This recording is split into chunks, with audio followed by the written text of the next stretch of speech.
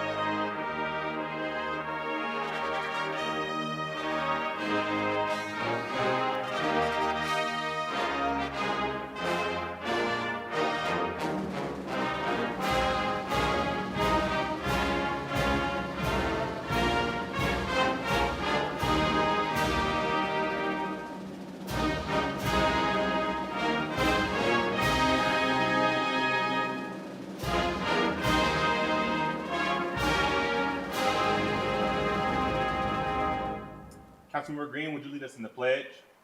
I pledge allegiance to the flag of the United States of America and to the republic for which it stands, one nation, under God, indivisible, with liberty and justice for all. This afternoon, Council is grateful to have Minister Ayana Fulham from Hope City Church to pray with us. Ayana, welcome to Council.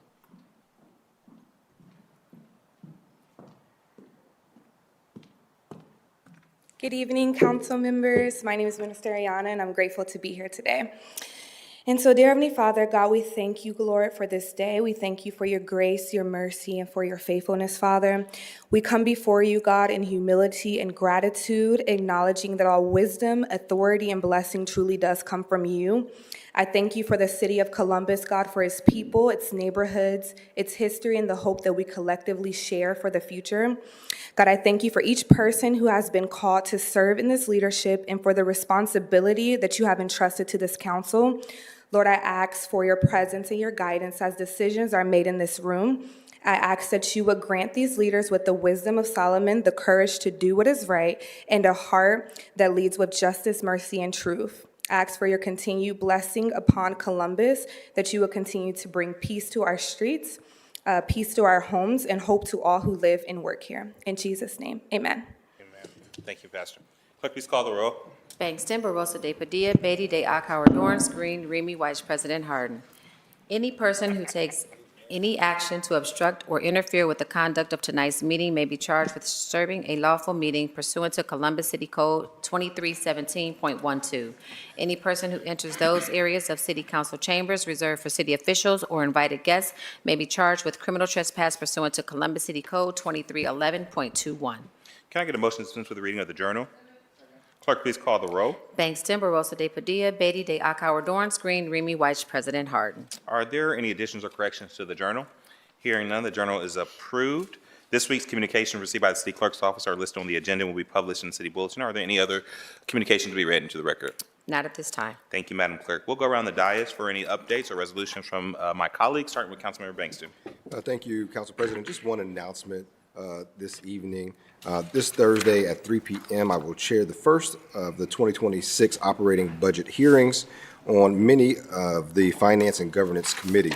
This hearing will go over the operating budget as a whole and will delve into the individual budgets of the Department of Finance and Management, the Auditor, the Treasurer, and the Department of Technology. Any resident seeking to submit written testimony should forward it to my office. In-person and written testimony must be emailed to Jonathan Brown at jbbrown@columbus.gov by 10 a.m. on Thursday with the subject line, December 18th Operating Budget Hearing. Each speaker will be limited to remarks lasting no longer than 3 minutes. The meeting will be live streamed on the city's YouTube channel and also Facebook. Again, this is just the first of many budget hearings that we will go over for the 2026 operating budget, and ask that folks engage and lean in throughout this process. Thank you, Council President. That's all I have. Thank you, Councilmember. Councilmember Rosa de Padilla. Thank you, Council President. Well, friends, winter has come.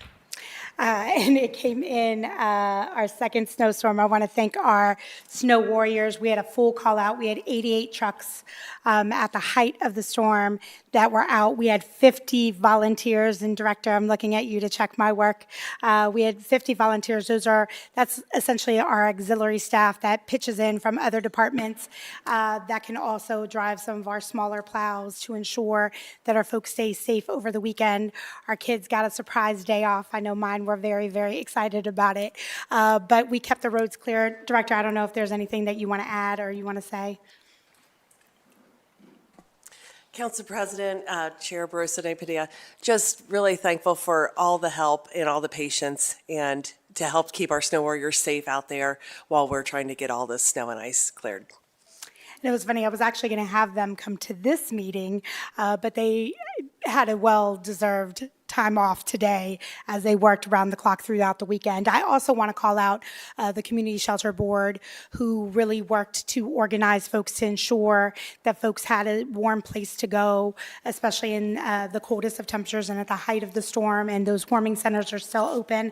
I want to thank CODA. Just a reminder, at a level 2 snow emergency, CODA is free for all. That includes CODA Plus, which is our on-demand service. So I want to also thank CODA for pitching in to make sure that folks can get to where they need to go safely. So as we close out this council meeting, obviously we will continue to talk to the public should we have another snow event. But I just want to thank everyone for pitching in. I want to thank our residents for clearing sidewalks, for checking in on your neighbors and making sure people with mobility issues, older folks were safe, especially as the temperatures continue to drop. I know that we're going to have a spike back up in this crazy yo-yo weather this week, but this is the best of us, I think, during these snow emergencies of checking in together and coming together as a community. So I just want to thank everyone for that, wishing everybody a safe and happy holiday season, however you celebrate, and make sure, especially during inclement weather, that you're staying patient, giving yourself enough time to get to where you're going, and be safe and be well. See you next year. Thank you, Councilmember. Councilmember Beatty. Nothing this evening. Thank you, Councilmember. Councilmember Deakauer. Press Pro Tem. Thank you, Council President. Just one announcement. This weekend, with I think a lot of the council members that are up here and our staff will be joining St. Stephen's Community House and the Central Ohio Labor Council for Christmas Cares Union Shares, which is the annual event that provides over 1,000 pounds of fresh produce, meat, and grains and non-perishables items to over 3,000 households here in Central Ohio leading up to the holidays. It's been an event that we've council supported a number of years with our friends both at St. Stephen's and folks in organized labor. There is an opportunity for folks in the community if you're interested in signing up to help volunteer. They're looking for volunteers all this week. It's a whole lead up to this weekend where there's a huge drive-through with individuals coming through to get the food that they need. So if you're interested in volunteering, you can sign up to assist on St. Stephen's website and pick a shift that would work for you and your family to help make someone else's holiday season a little bit more joyful. So with that, that's all I have in the announcements. Thanks. Thank you, Press Pro Tem. Councilmember Green. Councilmember Remy. Councilmember White. Thank you, sir. I want to announce that I'm hosting an alternative crisis response hearing with Councilmember Green and Remy on December 17th at 5:30 p.m. here in City Council chambers. We will be hearing from Mission Critical about their report in collaboration with the Department of Public Safety and Health. So I encourage folks to come and be a part of that ongoing and growing conversation around how we keep our community safe with alternative crisis support. Now I'm very excited for this portion of the meeting where we get to welcome our newly appointed members of the LGBTQ+ Affairs Commission. So would the new members, would you start to come to the front? Would someone help direct them up? Tonight we take a meaningful step forward for our city as we formally seat and recognize the members of the Columbus LGBTQ Affairs Commission. This moment is the result of years of advocacy, of community organizing and leadership. I was proud to bring forward the legislation to create this commission in July. It reflects a simple, keep on going. About right there. There we go. It reflects a simple but powerful belief that voices of LGBTQ+ residents belong at the table when decisions are being made that affect their lives. The commissioners seated this evening represent many great residents in Columbus who are committed to a welcoming and inclusive city. In fact, we received 125 applications for this commission, and that was a very, very strong pool of applicants. These commissioners appointed here tonight come from different generations, different races, different ethnicities, and different professions. They reflect a wide range of gender identities and life experiences, and together, they bring a depth of perspective that will strengthen the work of this city. Among this group are LGBTQ residents who have long been advocates for equity and inclusion. There are parents of LGBTQ children who show us what love, courage, and fierce advocacy looks like every single day. There is a straight ally who understands that standing up for equality is not about identity, it's about values. We are joined by a veteran whose service to this country and this community continues in a new way. And we are proud to include 2 area commissioners, ensuring strong regional collaboration and a broader lens on the issues facing our community. This commission reflects an important truth. The LGBTQ+ community is not a monolith. It is diverse, it is intersectional, and woven into every part of our city, into every part of our neighborhoods, our schools, our workplaces, and our families. The charge before this commission is significant. They will advise City Council and the mayor on policies and programs that impact our residents. You will help identify gaps, you will elevate concerns, and you will recommend solutions rooted in your lived experience and equity. And you will serve as a bridge between the community and local government. At a time when LGBTQ people, especially young people, and families are facing increased hostility and uncertainty at the state and national level, Columbus is choosing a different path. We are choosing to listen. To each of the commissioners seated this evening, we want to say thank you for stepping forward. Thank you for your willingness to serve, to collaborate, to help shape a city where everyone can live openly, live safely, and live with dignity, where everyone feels like they belong. We are grateful for your leadership, and we look forward to the work ahead. Now I would like to ask the newly appointed chair of the LGBTQ+ Commission, Ms. Jasmine Robert Cruz, to say a few words. Jasmine, welcome, and thank you for your leadership.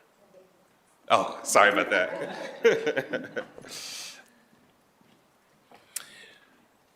While Jasmine is going, do we want to go ahead and do names? Would you introduce yourself? If we can start, Thomas, you want to go first? Come to the podium, introduce yourself, and then we'll have Jasmine finish out with introduction of the committee.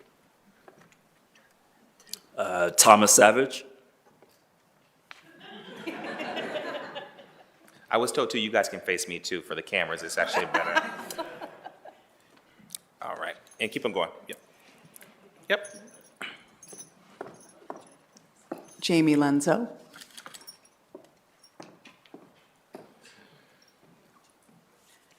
Jayla Hollins.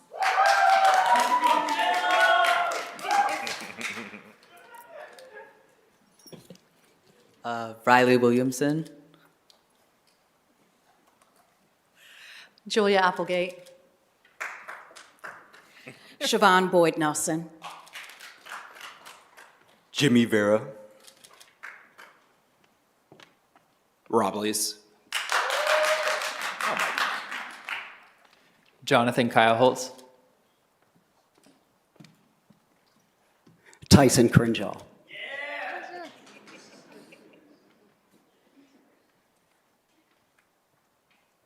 Peaches Calhoun.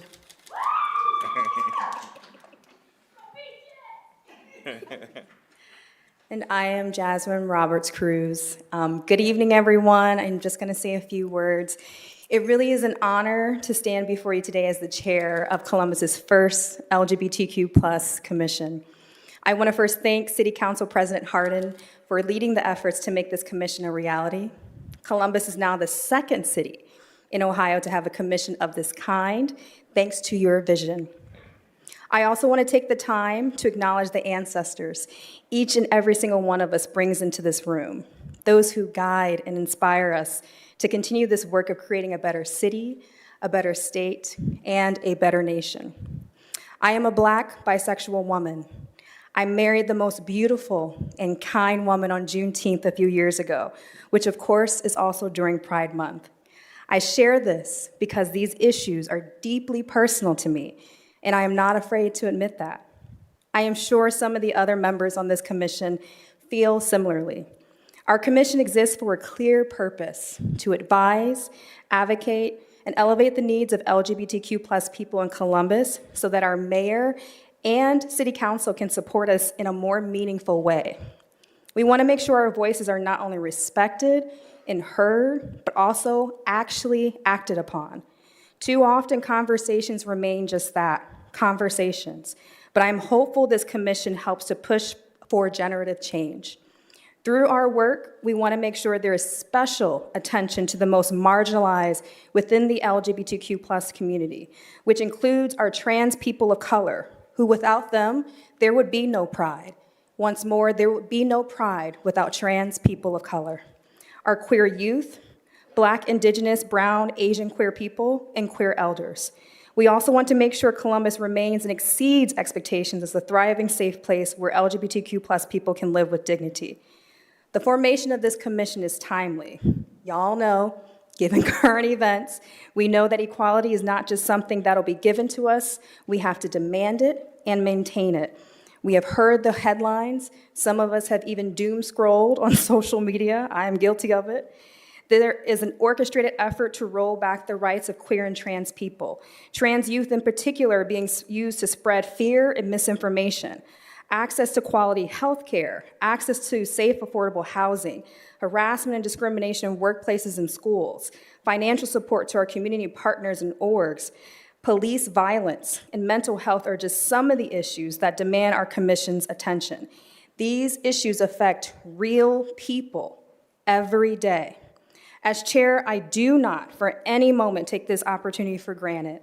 Our commission plans to work closely with community members, activists, local leaders, and policymakers to create effective policies, monitor legislation, expand access to resources, hold public forums, and curate cultural opportunities. And the last thing I want to say is to my community, it is an honor to advocate for and with you. To our allies, we need you. To those who want to support our work, your vocal support matters, not just when it's convenient. And even to our opponents, we hope you soften your hearts and widen your worldview and see us as the human beings we are, because we have been here, we are presently here, and we will continue to be here. There are indeed queer and trans people in the future. Thank you all for your trust and your continued commitment to equality.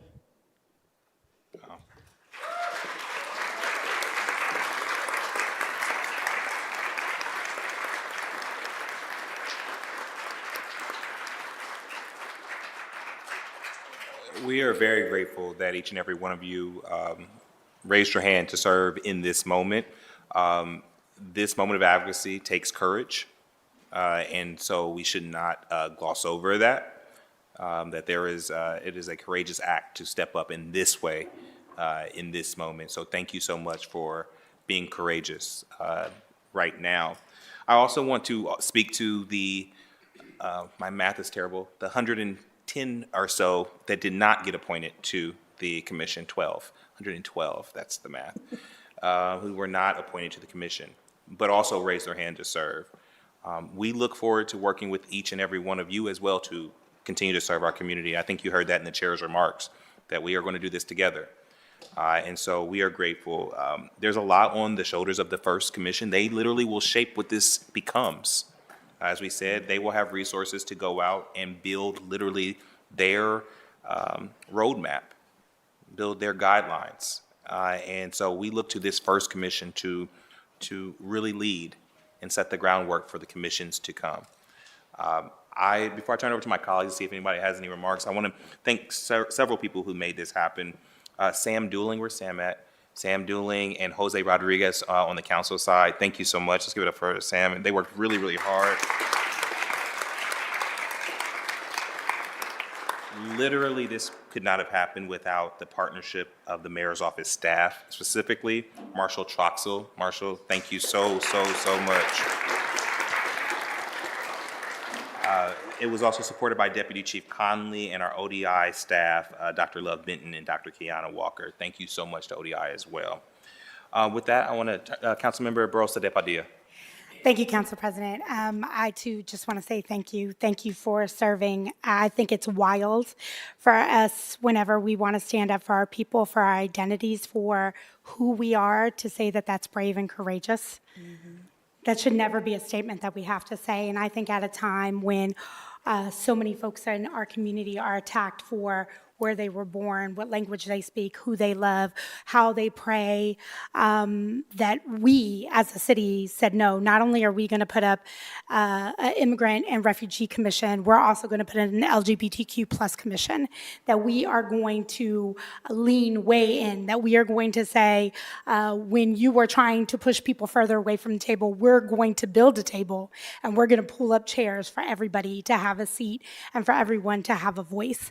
And so I just want to say thank you. Thank you for serving. Thank you for helping us to be more proximate. Thank you for helping to educate us. Thank you for showing us the blind spots and the gaps that we will see.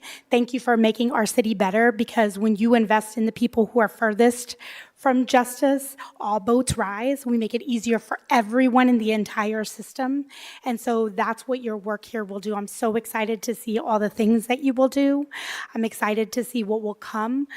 We've even been talking about ways that our commissions can even work together, because you know, there are cross identities that people have, and we carry so many different identities and have some of the same challenges and struggles. And so, again, from a very grateful city, thank you for your service.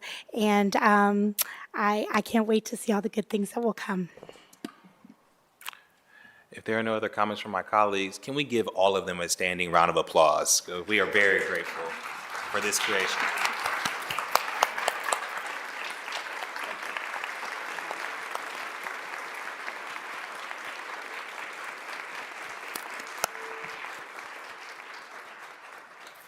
Thank you, commissioners. Thank you for your service.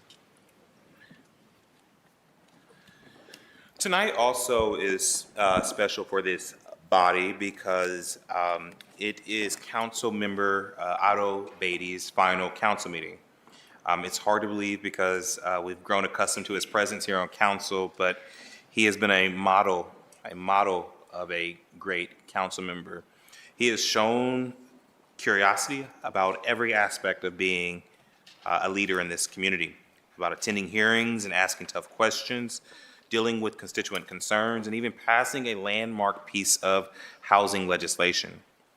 We want to thank and congratulate Councilmember Beatty on his willingness to step up, his willingness to serve. We're grateful. We're grateful for you. As I said last week privately, you made a choice to raise your hand in this moment. I think a lot of folks post last year's election, where we were all kind of reeling about what we can do next. We all entered the do something era. You did the most dramatic thing, which was throw your hand and your hat into the political arena, into the governing arena, but you did it with all of your heart and all of your mind, and you made our city better. So on behalf of a grateful city, we do have a resolution, but before I introduce it, I want to allow for my members and colleagues to go around the dais, and if they'd like to share any remarks on our colleague, starting with Councilmember Bankston.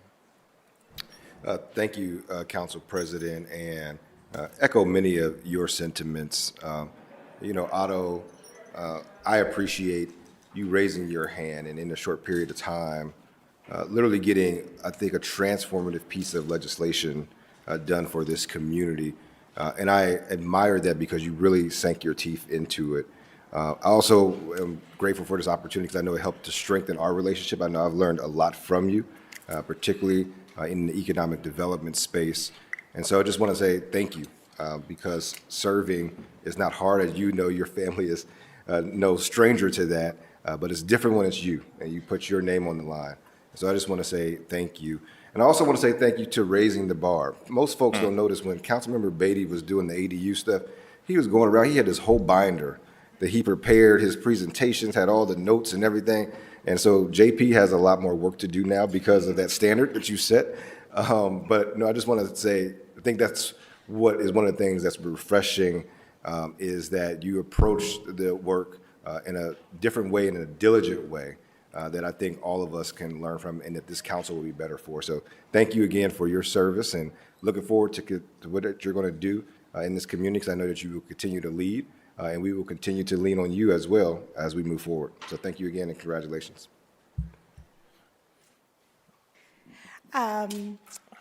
So first of all, I'm going to miss you as my seat partner. Otto and I often, I appreciate his perspective. I think what you said it best, Council President, when you talked about looking at things from curiosity. And I think with the legacy that you hold, it's very easy for folks to think that you might come in with some sort of ego, and you never did. You always asked questions. You were always curious about why things worked way that they did. I think for anyone, you could very easily stay focused on one thing, and you didn't. You focused on all of the things, right? And we shared many different conversations where you would challenge me or share another perspective or help me walk through things. And one other thing, when we talk about legacy, that also struck me is we did a reception for Councilmember Beatty, and we talked about the 70 years of service that your family has given to this community, and that you now join the ranks of the rest of your family members is giving the opportunity to raise your hand and to serve. And, you know, you could have been doing anything else with this year. You could have been doing anything else with your time, and you chose to be here, and you made us a better council. You certainly made me a better council member by being here. I know our conversations will not end once you leave, and I will certainly call you for your counsel. And you certainly raise the bar in terms of being prepared and making sure. I mean, when you run your own briefings, there's no members of the department. That just goes to show the wealth of knowledge and how deep you went into every piece of legislation that, you know, was part of the ADU process. So thank you for serving. Thank you for being my new bestie, and thank you for for living up to the legacy, because I know that that's something that's very important to you and something that we talked a lot about. So, oh, and also we never talk about this. We're fellow East Side kids for life. You're just another kid from the East Side. So. My colleagues have said so much, and I don't want to be repeating, but it's been so impressive seeing how you've handled your first year. Because those of us who, you know, when we all started our first year, and we remember how we felt like we were drinking from a fire hose and all those things we had to figure out, and it's like he came in here already knowing what to do and how to do it, and you covered it well. But it's just, as they've all said, it's been impressive to see just how detailed and how you just dove into everything and showing up for all those hearings and everything. And so I just really appreciate your dedication. We briefly had the gray-haired caucus here for a year. But yeah, we're going to miss having you sitting next to us here, sandwiched between the ladies on this side of the dais. But I look forward to all the continued collaboration that we'll be able to do in the future. Well, Councilmember Beatty, I think I shared this at the reception last week, but it is a rare thing to know that you have a finite amount of time to make a difference. And I think one of the things that I've so incredibly appreciated about your time here is that you understood that. And I feel like every single day you're in this building, whether Councilmember Banks is talking about you having the binder or you know, figuring out how all these different systems and departments and constituencies fit together, you were always trying to make the most of every single day you had here. And that is something that I think stands out for anyone I have served with. And I don't know how you could have kept up that pace beyond a year, but you didn't have to. But it's something that I sincerely appreciate and will always appreciate you wanting to take up the accessory dwelling unit legislation. It had always been on someone's to-do list. It had always been like, we'll get to that at some point. And you said, no, I will see this all the way through. And with the kind of intensity from a day-to-day standpoint, to figure it all out, because it was a lot of different things to fit together, and you were somebody that, again, knew you had a set amount of days, and we're going to take advantage of that. So thank you for that service. It's going to be something that lives well beyond that year of service for so many residents in Columbus. So thank you for the service. Thank you for deciding to use this year in a way that will mean a lot to folks across the community in the future. Thank you.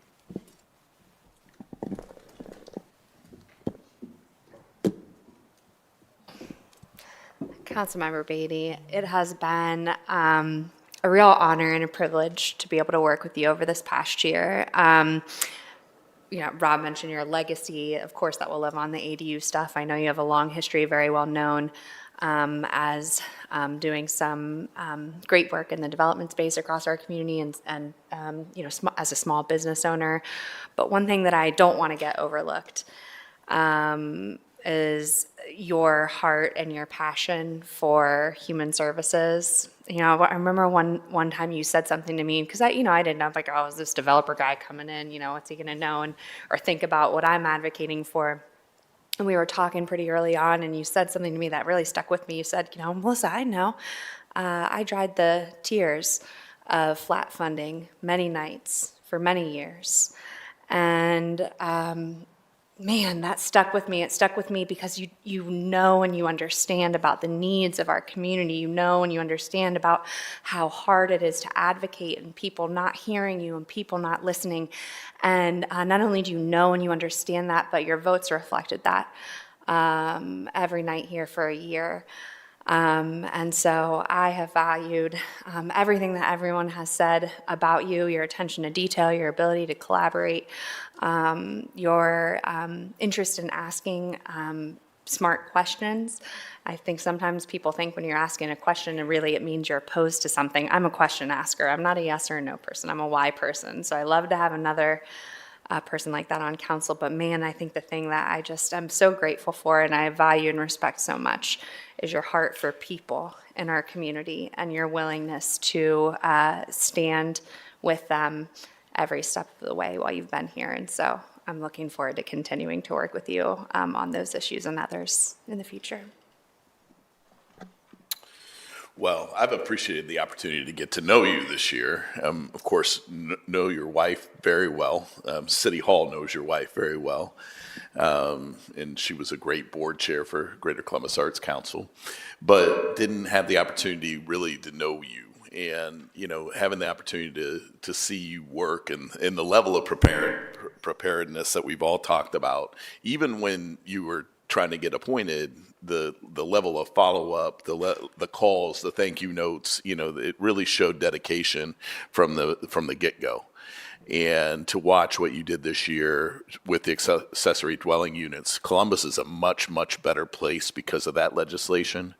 It was necessary. It was something that the administration didn't want to do necessarily at the time, but you drove it through, and that's going to change lives around Columbus, and that's impactful.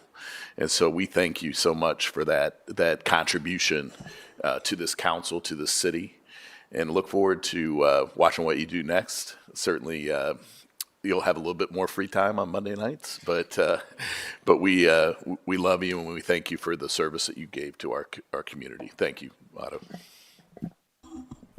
So as the ninth person to speak, I have the hardest job. I don't know what Councilmember Dealco was talking about.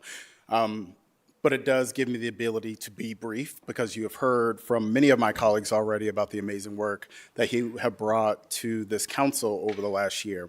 I will say your passion has been evident from day one in terms of showing up at every single hearing, asking questions and details. And I will say in the last 3 days, Otto has scheduled 4 o'clock meetings with me and other stakeholders. And I'm like, Otto, I'm trying to cruise to the end of the year, bro. And he's like, no, we have more work to do. So I appreciate you continuing to push us and ask the hard questions. You will be missed by this council. Thank you, thank you, thank you for raising your hand to lead in this way. Yeah, Columbus was well served because Otto Beatty was a council member in 2025. On that joke about him being the most prepared and using his time well, whenever you met with Otto Beatty, I'm an agenda person. I don't like meetings that don't have an agenda. Otto brought 2 agendas, one for the person he was meeting with, and I could see on his paper his own agenda, And at the beginning of it, it would say, small talk, 1 minute. And, and you would know when the small talk was over because he would get into the work of the meeting. And he did the work. I also see the First Lady of the district is here, Otto's wife, Christy Angel. Thank you so much for allowing him to serve. Individuals don't serve, people do. So thank you, Christy. And I'd be remiss to also not thank your staff. Tigist and Leah have been amazing additions to our team.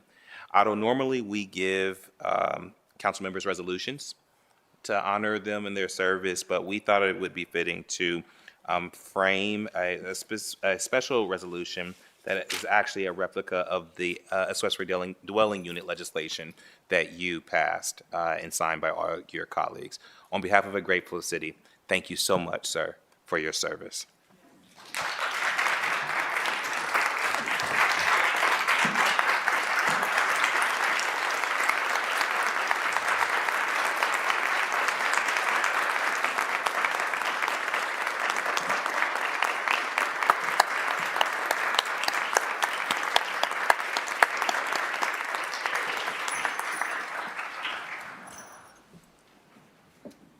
Please. We have a long night ahead of us, so I'll keep my remarks short so we can get down to business. Bob Marley once said, beginnings are always scary and exciting, and endings are always sad. But it's the joy at the middle. So I thank all of you for giving this opportunity. I think back to when I was a freshman in college out of state, and I had the poster of the Columbus skyline in my dorm room because I wanted people to know that Columbus, Ohio wasn't just a big stadium with a bunch of little houses around it. And my service here was for the love of this city. I remember when you all made me earn the job, and it was the right thing to do. And I came here as one of the 10, and I made my speech. There was a lot of big talk, and that's not me because I'm a doer and not a talker. And my staff will tell you, I always say, show me, don't tell me. So I just hope that I was able to fulfill the promise that I made to do the hard work, to work with you and support you, not try to be in front of you, not try to showboat, but to support you in what we all were trying to achieve for this city and our residents. And many people ask me, well, what's it like to, work with them? And I always have to say that, listen, I just want to establish that, our city is in great hands, okay? Nobody's perfect, but our city is in great hands. You have a committed city council, a committed administration that worked very, very hard. And, to all the directors and deputy directors and everyone that I got the pleasure to work with, it really, just solidified what I already knew. I share with you my first night here that I have probably 9 to 10 members of my direct family that are either retired from the city of Columbus or currently work for the city of Columbus. Dispelling the myth that you don't have to have an Irish last name to have a bunch of family members that work in the city of Columbus. So I knew about, the great public service. But I'm so glad that we have this leadership because I do believe, on the horizon, we've had some great things that have happened in Columbus in recent years, and we make all these lists and everything like that. But there are so many people in our community who are suffering right now. And there's going to be more suffering over the coming years. And we're going to have to be up to the challenge. We're going to have to be creative. We're going to have to find new ways. And I'm very confident in this body and this administration that we are going to rise to the occasion to keep Columbus great. Thank you very much for this opportunity. It has certainly been the honor of my life. Thank you.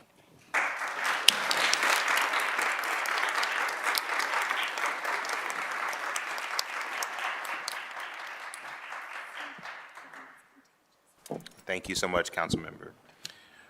Before we move on, I also want to just say that we as a city are continuing to pray for the Jewish community around the world. as this is the first day of Hanukkah, dealing with the terrorist attack in Australia. Know that Columbus is an open and welcoming community because of our strong Jewish community. And we join in the community celebration of light. Light always does prevail over darkness. So happy Hanukkah, everyone. Are there any comments from our auditor, city attorney's office, treasurer? Seeing none. We are not. Are there any requests by members of council for the removal of an ordinance or resolution from the consent portion of the agenda? Seeing none, may we now have a motion to waive the reading of the titles of 30 legislation by the clerk? Clerk, please call the roll. Bangston, Barosa de Padilla, Beatty, De Akauer, Dorance Green, Remy Weiss, President Harden. Thank you. Will the clerk now read into the record the ordinance numbers on 38 legislation for tonight? In Finance and Governance Committee, we have ordinance 3292-2025. Economic Development and Small and Minority Business Committee, ordinance 2574-2025. Public Service and Transportation Committee, ordinance 3339-2025. Neighborhoods, Recreation and Parks Committee, ordinance 3390-2025, 3479-2025. Workforce Education and Labor Committee, we have ordinance 3230 and 3304. 3361-2025, Health, Human Services, and Equity Committee, ordinance 3316-2025, Public Utilities and Sustainability Committee, ordinances 2897, 3196, 3291, 3303, 3334, and 3352, and 3477-2025, Housing, Homelessness, and Building Committee, ordinances 2859 and 3340-2025. A bit of housekeeping for this evening. Will the clerk now read the legislation that is to have its second reading waived? May I have a motion to waive the second reading of these ordinances? In Finance and Governance Committee, ordinance 3292-2025, Economic Development and Small and Minority Business, ordinance 2574-2025, Public Service and Transportation Committee, ordinance 3339-2025, Neighborhoods, Recreation and Parks Committee, ordinance 3390 and 3479-2025, Workforce Education and Labor Committee, ordinance 3230-2025, Health, Human Services, and Equity Committee, ordinance 3316-2025, and Public Utilities and Sustainability Committee, ordinance 3477-2025, Housing, Homelessness, and Building Committee, ordinances 2859 and 3340-2025. Thank you, Madam Clerk. Clerk, please call the roll. Bangston, Barosa de Padilla, Beatty, De Akauer, Dorance Green, Remy Weiss, President Harden. Second reading is waived. The following ordinances appear on our agenda as consent action. Will the clerk now read those into the record? Yes. Resolutions of expression 276X, 277X, 278X, 279X, and 280X-2025. Finance and Governance Committee, ordinances 3056, 3078, and 3311-2025. Economic Development and Small and Minority Business, ordinances 2451, 2852, 3183, 3211, 3280, 3284, 3287, 3290, 3307, 3324, 3326, 3414-2025. Public Service and Transportation Committee, ordinance 3126, 3148, 3185, 3232, 3315, and 3359-2025. Neighborhoods, Recreation, and Parks Committee, ordinances 2691, 3142, 3333, 3429, and 3482-2025. Workforce Education and Labor Committee, ordinances 3218, 3219, 3243, 3350, 3351, 3364, 3365, 3371, 3377, 3388, 3428, 3430, and 3452-2025. Health, Human Services, and Equity Committee, ordinances 3312, 3460, 34, and 3465-2025. Public Safety and Criminal Justice Committee, ordinance 3092, 3225, 3246, 3252, 3261, 3286, 3358, 3368, 3457, and 3461-2025. Public Utilities and Sustainability Committee, Resolution 257X-2025, Ordinances 3028, 3119, 3120, 3127, 3135, 3141, 3144, 3147, 3174, 3194, 3207, 3267, 3276, 3321, 3386, 3463, and 3466-2025, Housing, Homelessness, and Building Committee Resolution 269X-2025, Ordinances 2952, 3174, 3201, 3202, 3259, 3264, 3273, 3329, 3330, and 3470-2025. The Rules and Policy Committee appointments from the mayor, A 153, 154, 155, 156, 157, 158, 159, 160, 161, 162, 163, 164, 165, 166, 167, 168, 169, 170, 171, 172, 173, 174, 175, 176, 177, 178, 179, 180, and 181-2025. Thank you, Madam Clerk. There are no questions or comments on the consent portion of the agenda. I move for passage. Clerk, please call the row. Bangston, Barosa de Padilla, Beatty de Akauer, Dorance Green, Remy Weiss, President Harden. By voice. By voice, please. Bangston. Yes, with the exception of ordinance 3287-2025, from which I'm abstaining. Barosa de Padilla. Beatty. De Akauer. Dorance. Green. Remy. Weiss. President Harden. Yes, consent agenda passed with the noted exceptions. We'll now proceed with the second reading of 30-day and postponed emergency legislation. First committee to come before council is the Finance and Governance Committee, chaired by Councilmember Bangston. Councilmember, the floor is yours. Thank you, Council President. First up in the Finance and Governance Committee, we have ordinance 3098-2025 to authorize the Director of Finance and Management on behalf of the Office of Construction Management to enter into a construction contract with 2K General Co. for the old Fire Station 10 renovation project to authorize a transfer of $745,100 and expenditure up to $5,545,100 within the Construction Management Capital Improvement Fund to provide for payment of prevailing wage services to the Department of Public Service and to authorize an amendment to the 2025 capital improvement budget. This ordinance authorizes the old fire station number 10, located at 1096 West Broad Street, was added to the Columbus Register of Historic Places in 2005. The fire station will be renovated while keeping the existing shell of the building.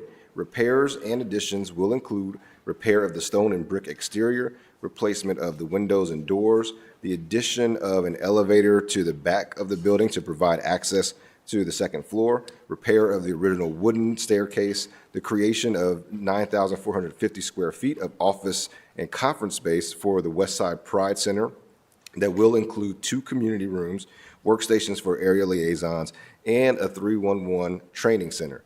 It's always great when we have the ability to preserve historic landmarks while also giving them a modern-day use for our community. And I can tell you, I am really excited about this project, and I know that the people of Franklinton are as well.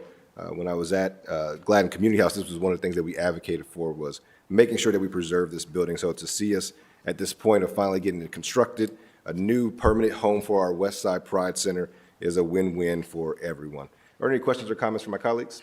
Seeing none, I move for passage. Bangston, Barosa de Padilla, Beatty de Akauer, Dorance Green, Remy Weiss, President Harden.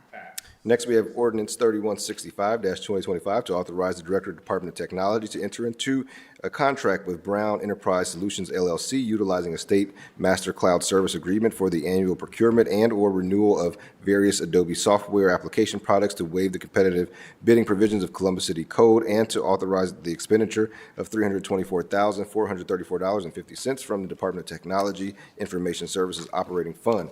This ordinance is our annual procurement and renewal of Adobe software application products for considerable savings over an open market quote. The Department of Technology proceeded with renewing the contract with an existing state term contract. One requirement of using a state term contract is obtaining 3 quotes from state term product resellers. the Department of Technology was only able to obtain 2 quotes from state term product resellers. Because of this, the Department of Technology requests a waiver of competitive bidding to renew the contract. Are there any questions or comments from my colleagues? Seeing none, I move for passage. Bangston, Barosa de Padilla, Beatty de Akauer, Dorance Green, Remy Weiss, President Harden. Pass. Next, we have ordinance 3499-2025 to authorize a capital budget reservation for renovations and improvements in City Hall, to authorize the expenditure within the Contract Management Capital Improvement Bond Fund, and to declare an emergency. As a result of Council's 2024 expansion, we have needed to repurpose and renovate spaces within City Hall to accommodate additional staff. The capital budget reservation will be used to contract with one or more vendors under a universal term contract to perform small-scale renovations and furniture acquisition as needed. Is there any questions or comments from my colleagues? Seeing none, I move for passage. Clerk, please call the roll. Bangston, Barosa de Padilla, Beatty de Akauer, Dorance Green, Remy Weiss, President Harden. Passed. Thank you, Council President. I move to the Economic Development and Small Minority Business Committee. Please. Thank you. Tonight, in the Economic Development and Small Minority Business Committee, for second read, we have ordinance 2942-2025 to dissolve the enterprise zone agreement with Advanced Turf Solutions, Inc. and ATS Columbus Investments 2 LLC, and to direct the Director of the Department of Development to notify, as necessary, the local and state tax authorities of the dissolution. This ordinance is a dissolution of a previously approved economic development agreement between the city and the listed entity. For those who are unfamiliar with our economic development process, annually the City of Columbus holds the Columbus Tax Incentive Review Council, which is short for TURC, meets to review all of the city's property tax abatements and tax increment financing districts. As part of the process, the TURC contacts all entities whose reporting indicates that they will not meet their commitments to retain an abatement. The TURC will then recommend agreements that should be dissolved. Since coming into office, I've heard many speakers question whether the city has mechanisms in place to monitor whether companies are keeping up with their job commitments tied to our economic development deals. This piece of legislation demonstrates that we, in fact, do. In fact, there was an EZA originally slated for the agenda that I chose to not have come before this council because it did not meet our standards that we would have come before this body. Since coming into office, I have dissolved 13 of these EZAs. And so I emphasize that because we do take this very, very seriously. The TURC meets every year. That is a public meeting that folks are able to go to. All of the taxing entities are there, and we really work to make sure that we get to compliance.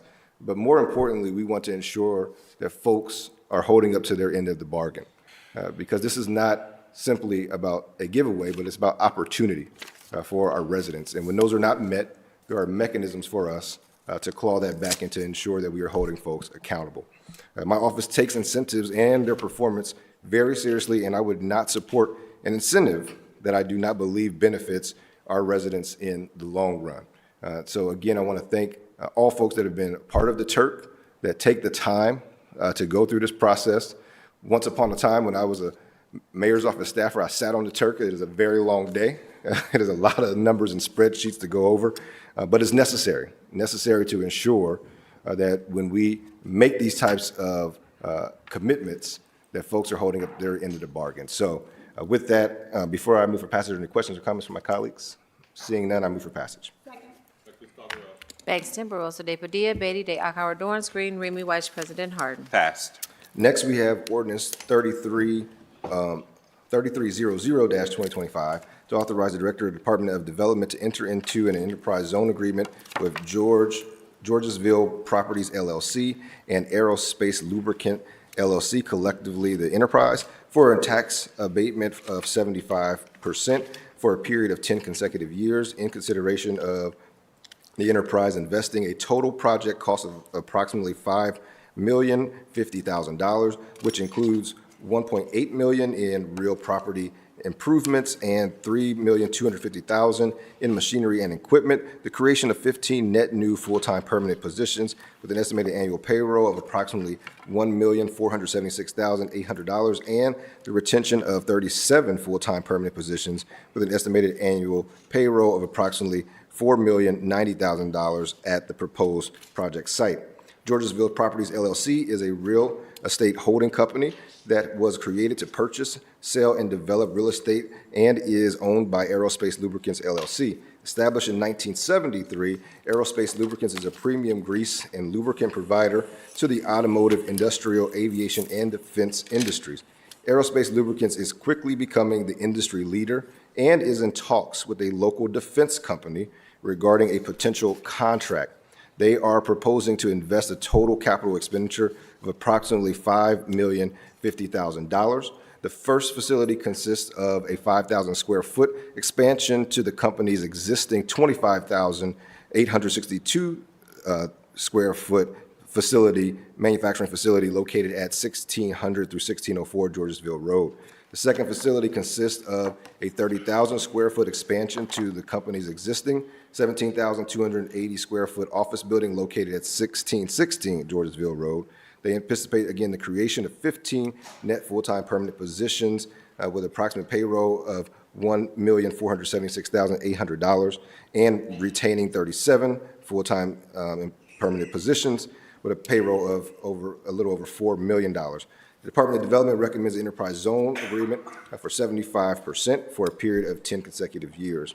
All 15 positions are well above the $20 hour threshold that this body set, but also these positions include some of the following benefits: paid holidays, vacation days, annual bonuses, disability pay, employee discounts, paid family vacation and personal days, 401k retirement plans, medical, dental insurance, and employee uniforms. This project is in the Columbus Southwestern City School District. The district currently receives $34,633 from this project. Because of this abatement, they will continue to receive that amount. That amount does not change. They will continue to receive that $34,633 per year as a minimum. The district is estimated to receive an additional $68,450 over the term of the abatement and will receive $414,780 in total revenue over a 10-year period. That is simply because, again, they will continue to collect what they have today on that property. We are only abating 75%, so that 25% they still get to collect. And so this is a win for for the district as we make improvements to that property, and when that abatement rolls off in 10 years, it will yield even more for the Columbus Southwestern City School District. Are there any questions or comments from my colleagues? Again, I just want to say that with this particular one, this is a company that has sites all around the country. And the local ownership here fought hard to have that expansion here in Columbus, and also preparing for a major aerospace company that is coming here sets up this local company for success, to be competitive and to make sure that we are continue to keep that Columbus dollar circulating here in Columbus. So really excited about this particular project and what it's going to do, particularly for the Georgesville Road area, which is seeing a boom in investment and development. And with that, I move for passage. Clerk, please call the roll. Bangston, Barosa de Padilla, Beatty de Akauer, Dorance Green, Remy Weiss, President Harden. Passed. Thank you, Council President. May I jump to page 29 on the agenda to read an ordinance I'm sponsoring in the Rules and Reference Committee. Please. Thank you. Tonight in the Rules and Reference Committee for second read, we have ordinance 3343-2025 to amend and enact various provisions of Chapter 376 of the Columbus City Code in order to strengthen the levying, collection, and allocation of admissions tax for facility stabilization receipts. This ordinance and ordinance 3344-25 and 3345-2025 are a legislative package relating to the proposed renovations and improvements of Nationwide Arena. This ordinance, 3343-25, increases the arena admissions tax by 2%, which will take the current arena admissions tax from 5% to 7% at the arena. Ordinance 3344-2025 shifts and increases the distribution of casino tax revenue to the Franklin County Convention Facility Authority from 32% to 50%. I do plan to amend that ordinance, which I will provide details on a little bit later. Ordinance 3345-2025 establishes an operations and management agreement between the city, county, and Franklin County Convention Facility Authority, which will contain details regarding how public dollars will be used. Unlike other sports facilities, Nationwide Arena is a public asset that is jointly owned by the city and county, which is why council is considering these financing options to support a transformative plan for the renovation. The legislative package also puts the Franklin County Convention Facility Authority in a position to potentially capture a once-in-a-lifetime investment from the state of Ohio for the renovation. With us tonight to speak to this legislation and the larger proposal is Ken Paul, our Executive Director of the Franklin County Convention Facility Authority. I'm going to have him come at this time. And Ken, welcome back to council. I know you're no stranger here, and you know the deal.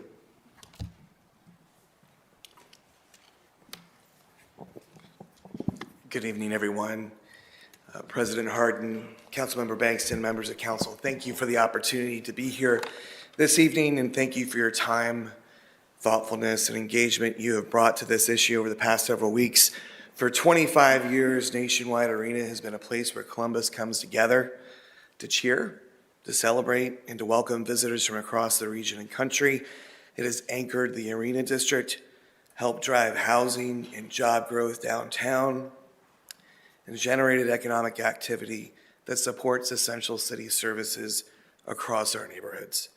This year, the Arena celebrated its 25th anniversary, and with that milestone comes an important reality.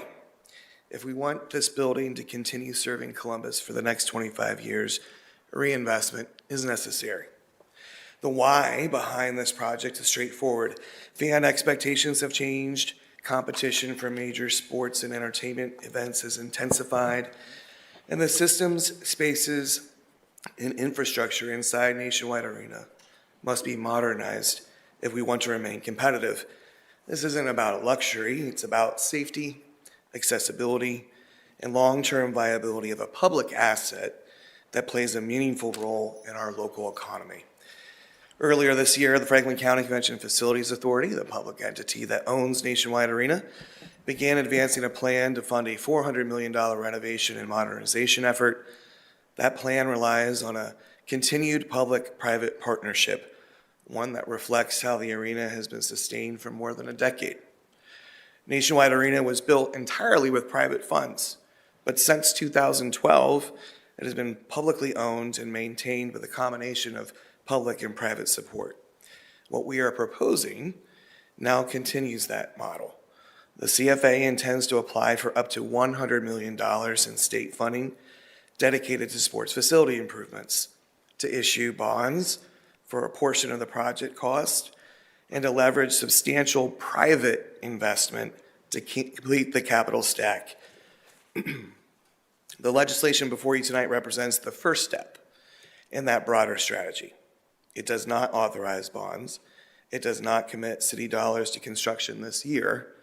Instead, it establishes the local revenue framework needed to demonstrate commitment, unlock state participation, and responsibly finance the project when the time comes. Specifically, the ordinances adjust revenue streams that already exist. One increases admissions tax at Nationwide Arena and Nationwide Arena only by 2%, while leaving all other venues unchanged and continuing to support cultural arts. The other adjusts the allocation of casino tax revenue, already received by the city and the county, gradually increasing the share dedicated to Nationwide Arena over time. These changes involve no new taxes and have a minimal impact on the city's budget, while ensuring that those who benefit from the arena's success help pay for its future. Importantly, the amended framework also reflects conversations many of you have raised. It ensures that city funds are not released until state support is secured and a community benefits agreement is in place. an agreement that can reflect shared priorities, such as workforce participation, sustainability, public art, and youth engagement. And that alignment matters, and we appreciate the collaborative approach that led us here. The ordinances before you tonight are not the comprehensive solution on their own. They're the foundational steps, building blocks that allow us to layer the investment, assemble the capital stack, and lead us more deliberately towards a fully funded project. They represent many months of work and coordination and position Columbus strongly as we pursue state and private investment. And members of council, advancing this legislation tonight is strategically important. It signals local alignment, preserves our momentum, and places the project in the strongest possible position as we head into the next phase of funding decisions. And most importantly, it helps secure the future of a public asset that has served the city well for 25 years and can continue to do so for decades to come. On behalf of the CFA, I would respectfully ask for your support. And again, thank you for your time. I'd be happy to answer any questions you have. Thank you, Executive Director Paul. I know you answered a lot of my questions, but I've said this to you privately, and I'll say it to you publicly. I want to thank you and your team. This is a very complex math equation and government finance that is happening here. But again, I want to emphasize that this is a pathway forward for us to make this transformational investment with minimal impact to our operating budget as well as our capital budgets, and ensuring that we continue to invest in something that we, the people, own. And again, I want to thank you for leading into this council, and I will thank you in advance for continuing to work with us as we work through this, because we're not done yet, and there will be many more conversations with this body. And so again, I just want to thank you for the work that you're doing. This is very complex. It's very exciting for us to really ensure that we are protecting our asset. Are there any questions or comments for Mr. Paul? We do have two speakers as well. I just want to point that out. President Pro Tem Dorans. Thank you, Chair. I appreciate it. And I want to thank you and your office for working through the amendments that are up for consideration. Certainly, Director Paul for working hand in glove with council and the chair's office on this. I think absent those amendments, I would not be in a position to be supportive here tonight. And while I personally remain skeptical over public ownership of stadiums, that's not what's before us here tonight. We're being asked about whether or not we can make an investment, or the city should make an investment about whether or not we should maintain something that is already publicly owned. To the chair's point about, if you own a car, you gotta change the oil every now and again to make sure that that actually accomplishes what you're supposed to. But I did want to ask you one question about a issue that is not in part of the amendments here tonight. Back in 2019. Prior to your leadership at the Convention Facilities Authority, there was a movement of workers at Nationwide Arena to unionize. The management company at that time engaged in what I believe was an attempt to pressure those workers to not support those efforts. With this being a publicly owned facility, at the time, I publicly said that was inappropriate at minimum, and that is not something that we should tolerate. Unfortunately, the amendments we have here tonight does not memorialize a change potentially to policies, but it's something that you and I have talked a lot about, and something that I think, as you put it, this is a foundation, and there's future legislation to come forward, which could include things like labor peace that would prevent that kind of situation from occurring in the future. But considering you were not there in 2019, but I know that you believe that, what I believe in this instance, that there is a different threshold when something is publicly owned, what we owe to workers in that kind of scenario. And as we work towards other future pieces of legislation beyond this foundation, I wanted just to ask you personally what you believe as we're pushing for, additional pieces of legislation to come forward. Again, so if workers at Nationwide attempted to unionize again, that we would be in a different position than we were in 2019. Thank you, Councilmember. Council President Hardin, Councilmember Dorans, thanks for the opportunity to answer that question. And we agree that the right to organize is a fundamental right for all employees, most especially public employees. And the CFA has taken a clear stance on that. With the support of my board chair, we entered into a neutrality agreement that paved the way for Columbus's first, Ohio's largest union hotel. And just recently, Levy is the food service provider at the Greater Columbus Convention Center under the auspices of the CFA, also ratified their first contract. A little different with how the arena operates in that, excuse me, Columbus Arena Management is the board that oversees the operation of not just Nationwide Arena, but the Schottenstein Center, the Shoe, Blackwell, Mershon Auditorium. I am a member representing the CFA on that board. There are 3 other members. And since our conversations over the past couple of weeks, I've reached out to all to let them know that this was an issue of import to this body, but to the CFA. And I fully expect that in the course of these conversations that, and by the time that we come back to this body, that we will be able to similarly put in place a neutrality agreement that opens the door for employees at Nationwide Arena to organize if they so choose. Thank you, Director. Your record on this is sterling, and I appreciate that commitment. And just to be able to, for both of us to be able to say out loud that that is something that both council and I know you personally, again, given that track record that you have had at the Convention Authority, is something that we're committed working towards as future legislation would come before this body. So thank you. Appreciate it. Thank you. Thank you, President Pro Tem. Any other questions for Executive Director Paul? All right. Thank you, Executive Director. We do have 2 speakers on this ordinance. Council Presidents, if I'm going to call those speakers at this time, we have first Mr. Thomas Kraus, who is with us. Tom, welcome to council. Just state your name, any organization you represent, and you have 3 minutes. And I see you don't have your guitar with you today, so I'm not going to get any singing. I thought I would spare you that. Good evening. Thank you, council, members of council, council president. My name is Tom Kraus, formerly a pizza maker, but currently the interim executive director of Music Columbus. Music Columbus is an organization designed to help support the cultural and economic asset of music in Columbus, Ohio. And I wanted to comment on the fact that Columbus is an economic, or I'm sorry, my notes just messed me up, I'm sorry. Music is an economic driver for Columbus. Independent analysis shows that music-influenced tourism has generated $1.3 billion annually in economic impact in Columbus and produced $380 million in wages across the nation, the region, I'm sorry. Columbus must invest in the broad venue support of all sizes, and specifically large venues like Nationwide Arena are central to that impact. From visitation, hotel stays, restaurant spending, transportation, music-influenced tourism alone accounts for more than half of that economic activity.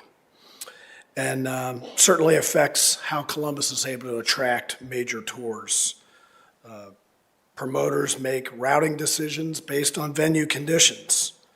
Without modernization, Columbus risks losing many acts to newer or renovated arenas. So in addition, broader local music workforce is supported, not just headliner acts, but local stagehands, local sound and lighting technicians, local utility workers, local vendors who rely on a consistent music program through these venues. Conducted in 2024 shows that for every 1% increase investment in music, you could see an additional $168 million in annual economic development, and that's more than 1,250 jobs. Maintaining a competitive music venue is essential to capturing that growth. In Music Columbus, we believe this investment protects a proven venue and Nationwide Arena and helps ensure that Columbus remains competitive and maintains a strong visitor-driven revenue and strengthens the city for decades to come. Thank you. Thank you, Mr. Kraus, and all the work that the Music Commission is doing to bring vibrancy to our community. Next, we have Mr. Dorsey Hager, who is here with us. Welcome back to council, Mr. Hager. I believe you know the rules. I think that's the first time I've called you Mr. Hager as well.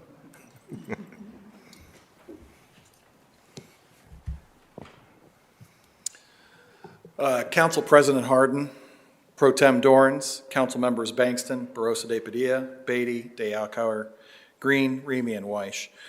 Thank you for the opportunity to again stand here before council. As many of you know, my name is Dorsey Hager. I'm the Executive Secretary Treasurer of the Columbus and Central Ohio Building and Construction Trades Council. The Trades Council is comprised of 23 affiliated unions representing 18,000 members of the construction industry here in Columbus and Central Ohio. And I am here today to voice my support for the Nationwide Arena Renovation and Modernization Plan. The plan set forth by the Franklin County Convention and Facilities Authority is a public-private partnership that raises the $400 million needed without raising taxes on citizens of Columbus or Franklin County. The upgrades to this 25-year-old arena, which is publicly owned by the city and the county, are sorely needed. Nationwide Arena is more than just the home of the Columbus Blue Jackets. The improvements to the arena will help the city maintain its competitive advantage for current and future events such as concerts, shows, regionals, and Final Fours. And the timing of this plan puts us in a position to capture investment capital from the state of Ohio. I was born here in Columbus and have lived in Central Ohio for most of my life. In the late 90s, I had the opportunity to work on the construction of Nationwide Arena. It gives me great pride while attending hockey games or other events to tell families and friends, hey, I worked on this project. With a commitment from FCCFA, the city, and the county on a community benefits agreement, the work done at the arena on improvements, upgrades, and renovations will be completed safely, on time, and on budget by local workers who represent the diversity of our community in which we all live and work. And those residents will also be able to say one day, hey, I worked on this. Again, thank you for your time here tonight. On behalf of the Columbus Central Ohio Building Construction Trades Council, we support this transformative plan. Thank you. Thank you for Mr.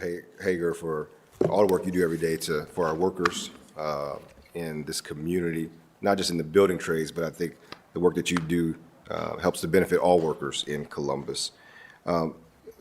Tonight, as I continue on, I just want to reiterate, tonight I plan on voting in support of Ordinance 3343-2025 and 3344-2025. As I believe the financial proposal before us tonight is a cost-effective path forward to invest in our arena, again, the arena that we own. I think about this, the average cost right now to build a new arena is roughly between $1.2 billion and $2 billion. That's the range that it would cost to build a new arena. And so making these investments is critical at this point. I also plan on amending Ordinance 3344-2025 to add the following guardrails to the legislation. Creation of a separate subfund specifically for the deposit of the additional casino tax revenue that the Franklin County Convention Facility Authority would receive with the revenue shift, a revision of the increased casino tax revenue distribution back to the current level of 32% once the debt obligation backed by the increase is paid off, a condition where distribution of the dollars in the new subfund can only occur in the following conditions are met, that the Franklin County Convention Facility Authority has been awarded funds from the state, that the Franklin County Convention Facility has entered into a community benefits agreement with the Columbus Central Ohio Building and Construction Trades Council before construction commences, and also that the aforementioned community benefits agreement or the subsequent contribution agreement contains commitments to sustainability, inclusion of public art, plans for youth programming and engagement, and use of regional businesses in the design and construction of the improvements. Simply put, this is, again, a public asset. And so when public dollars are going into, we want to make sure that there is a benefit to our community. Lastly, with this package, I will motion to refer Ordinance 3345-2025 back to committee as the piece of legislation needs to be edited and deliberated on further. So this is, again, just one step in the process. What we will be considering tonight are the mechanisms by which, financing mechanisms, I should say, by which that sets us up to pay for this $400 million plan. The details of how those funds will be managed is in a later agreement that will come before this council, and we will continue to work with all parties to ensure that this council's priorities are captured in that. Before I move for passage, are there any questions or comments from my colleagues? Councilmember Green. Chair, I want to thank you for your work on this and for the amendments that I think brought a significant amount of improvements to the legislation. I am not in the business of standing in the way of thoughtful legislation that I think, has the potential to have a pretty big and positive economic impact without having a real negative impact on our own budget. But I feel like I would be remiss as your chair of your Health, Human Services, and Equity Committee if I didn't formally express some frustrations or concerns about the inequity that I see in front of us here. When over the past year, we've been going through the FRAC process. We have had the Greater Columbus Arts Council coming to us throughout that year to tell us that the ticket tax is underperforming and we need to consider raising it in order to be able to continue making adequate investments in our community. We've gone through this whole year-long process, and what we have before us is raising the ticket tax today just for the arena to offset this. We have the human services sector that has come before us through that process, the emergency shelter system through that process to tell us, without an increase in a dedicated line item or a revenue stream to support their operations, they are at risk. Their survival is at risk, and that means our people's survival is at risk. And so the business of caring for business seems to move with such urgency.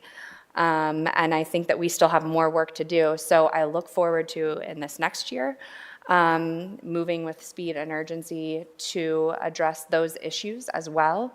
Again, I think that Ken has put together a thoughtful plan with support from your office to be able to do that in this case. And I just want to be very clear, we need it all. We need good jobs. We need a thriving economy. We need arts and tourism and travel. And we also need to be doing the investments in our people as well. And so I look forward to working with you on that in the next year and supporting this legislation tonight. Thank you, Councilmember Green. Any other, my colleagues have any questions or comments? All right, seeing none, before I move for passage, I just finally want to say, Councilmember Green, I hear your points, and I think that as we move into budget conversations, there's always this question of prioritization. And as I said a couple meetings ago, and I'll reiterate that, we do not have to have a binary choice. In this moment, we can and we must do both. This council last week passed $1 million to save one of our leading alcohol and drug abuse providers in this community in Maryhaven. Tonight, later, we will be passing funds for our community shelter board to ensure that we keep folks warm this winter. And so we can do both. We must do both, which is invest in our people, meet this moment for our human services sector, but also not take our foot off the gas when it comes to economic development opportunities. And I won't apologize for us when it comes to securing opportunities for our residents, opportunities for us to be economically competitive. And I want to be very clear with this investment. This is different. This is not about a team. Actually, 70% of the activity that happens in that arena is not related to the Blue Jackets. It is the monster truck show that I took Xavier to earlier this year. It was me having the joy of watching my nephew walk across the stage because he was a graduate of Fort Hays High School. This is our asset. And so what we are doing, we're not bailing out a team. We're not bailing out a billionaire. This isn't about some corporation. Nationwide is just the name on the building. It is our asset. What this is tonight is us as Columbus saying that we're going to invest in ourselves to ensure that this asset remains competitive, that this district, the Arena District, continues to be an economic generator for the next 25 years and for generations to come. So again, look forward to engaging all my colleagues as we move through the amendment process and we get to final agreements. But difficult times are ahead, that is true. But we can do both. Columbus has done both, and we will continue to do that. And with that, I move for passage of Ordinance 3343-2025. Clerk, please call the roll. Bangston, Barosa de Padilla, Beatty de Akauer, Dorance Green, Remy Weiss, President Harden. Passed. And for this package, Council President, we will jump back to page 22 for Ordinance 3344-2025 to authorize an amendment to the city's allocation of the share of the casino tax revenues from the state of Ohio for 2026 and each year thereafter. Again, this is a part of that package that I just mentioned. Seeing no questions or comments from my colleagues, I first move to amend as submitted to the clerk. Clerk, please call the roll.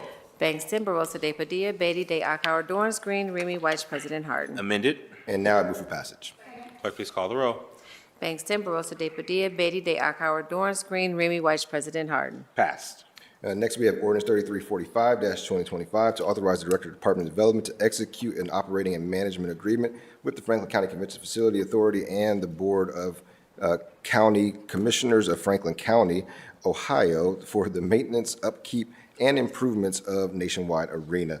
As I stated again, we'll be referring this back to committee to continue those discussions. Seeing no questions or comments from my colleagues, I move to refer this ordinance back to committee.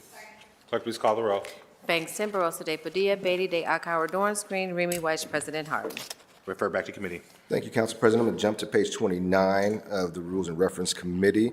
There we have Ordinance 1659-2025 to amend chapters 151, 153, and 225 of the Columbus City Code to modernize the city's information management and technology governance framework, to clarify and strengthen the responsibilities of the Records Commission, to formally establish the Information Technology Investment and Planning Committee, and to update the organizational structure and leadership title within the Department of Technology. This ordinance contains several code changes related to the Department of Technology and the Records Commission.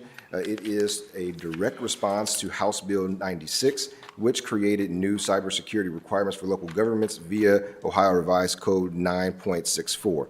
In sum, these code changes do three things. Strengthens and updates the responsibilities of our Records Commission. This really codifies a lot of the best practices that our departments have already been doing. It establishes the Technology Investment and Planning Committee, which will oversee IT governance and cybersecurity readiness. Excited that both the mayor's office and city council will have seats on that committee as we continue to invest in our cybersecurity. And this also clarifies that the Department of Technology is responsible for communicating with the state in the event of a cyber attack and meets the state's requirements of having a cybersecurity program. Director Roth, is there any additional information you'd like to provide for this piece of legislation? Good evening, Council President Harden, President Pro Tem Dorance, Chair Bangston, and members of council. Thank you for the opportunity to speak with you this evening on the proposed changes, chapters 151, 153, and 225 of the Columbus City Codes. Modern city operations are increasingly powered by information technology that supports residents, businesses, visitors, and day-to-day work of government itself. Core administrative functions such as payroll, timekeeping, budgeting, purchasing, human resources, asset tracking, and fleet operations are almost now entirely all digital. Public safety agencies rely on technology for emergency dispatch, records and case management, secure communications, and capture and storage of digital evidence from body-worn cameras to in-car cameras. Transportation agencies use advanced systems to manage traffic flow and coordinate services like street maintenance and snow removal. Utilities depend on technology to operate refuse collection, water and sewer systems, power distribution, street lighting, and remote meter reading. At the same time, online portals, websites, and mobile applications allow residents to pay bills, request services, and apply for permits, while open data platforms, GIS tools, and smart city technologies increasingly support transparency, planning, and real-time monitoring through connected sensors and devices. As a result, technology investments have become foundational to how government functions. Many of these systems are essential to delivering core public services, and others store sensitive information subject to strict legal and regulatory requirements. This level of dependence makes information systems not only indispensable, but also high-value assets that demand careful oversight, protection, and sustained investment. The proposed changes to City Code recognize the importance of information technology investments by strengthening and modernizing our city records management framework, reconstituting the Information Technology Investment and Planning Committee to provide direction while ensuring sustained investment and protection, and establishing a citywide cybersecurity program as required under Section 9.64 of the Ohio Revised Code. Chapter 151 strengthens and modernizes city records management framework. It clarifies and reinforces the authority and responsibilities of the Records Commission, aligns city code with current state law, and formally recognizes the need to manage both physical and digital records. Importantly, it modernizes departmental responsibilities for records retention and disposition, ensuring clear accountability, better compliance, and stronger stewardship of public records in an increasingly digital city. Chapter 153 reconstitutes and modernizes the city's long-standing but largely dormant IT Commission as the Information Technology and Investment Planning Committee. This chapter clarifies the committee role in guiding citywide technology planning and investment decisions.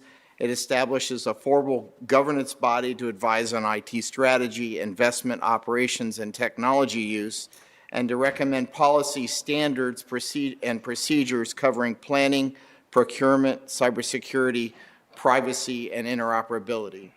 Chaired by the city's chief information officer, it also includes leadership from the mayor's office, council, the auditor, the city attorney, and key departments. The committee provides better alignment with city priorities, increased standardization, and stronger oversight, starting with state-mandated cybersecurity requirements. Most importantly, Chapter 225 formally establishes the citywide cybersecurity program in accordance with Ohio Revised Code Section 9.64, ensuring compliance with state mandates while strengthening the protection of city systems, data, and services. Although the city had already begun advancing enterprise IT governance prior to the adoption of 9.64, the statute now requires all municipalities to implement similar programs. Taken together, Chapters 153, 151, 153, and 225 modernize decades-old code, strengthen governance and accountability, and align the city with current state law, and position Columbus to manage records, technology investments, and cybersecurity in a collaborative, coordinated, transparent, and forward-looking way that better serves residents and city operations. Thank you for the opportunity to speak on these proposed changes this evening. I'm certainly happy to answer any questions that you may have. Thank you, Director. Any questions from my colleagues? Again, just want to thank you, Director Orth. You know, in this cybersecurity age we find ourselves in, the threat is ever-changing, and so we have to be prepared as much as possible. Data is also now a critical piece of infrastructure for any government, and so we have to do everything we can to protect it. So thank you for your work and getting this across the finish line and make sure that we're in compliance with the state. And after this passage, I will make sure I call you Chief Information Officer Orth going forward. Any questions or comments from my colleagues? Seeing none, I first move to amend as submitted to the clerk. Second. Bangston, Barosa de Padilla, Beatty de Akauer, Dorance Green, Remy Weiss, President Harden. I now move for passage. Bangston, Barosa de Padilla, Beatty de Akauer, Dorance Green, Remy Weiss, President Harden. Pass. Thank you, Council President. And lastly, there is one piece of ordinance back on first read. With your permission, I would like to go back and read that. Thank you.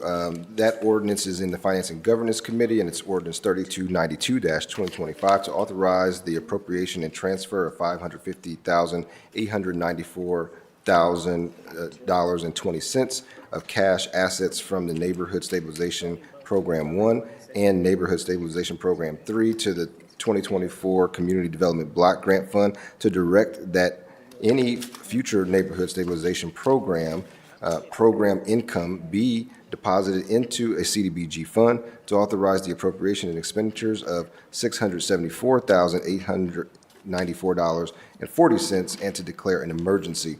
This ordinance closes out two 2024 grants with the U.S. Department of Housing and Urban Development, and transfers the remaining program balance to support 2026 administration and grants management staffing in our Department of Finance. Seeing no questions or comments from my colleagues, I move for passage.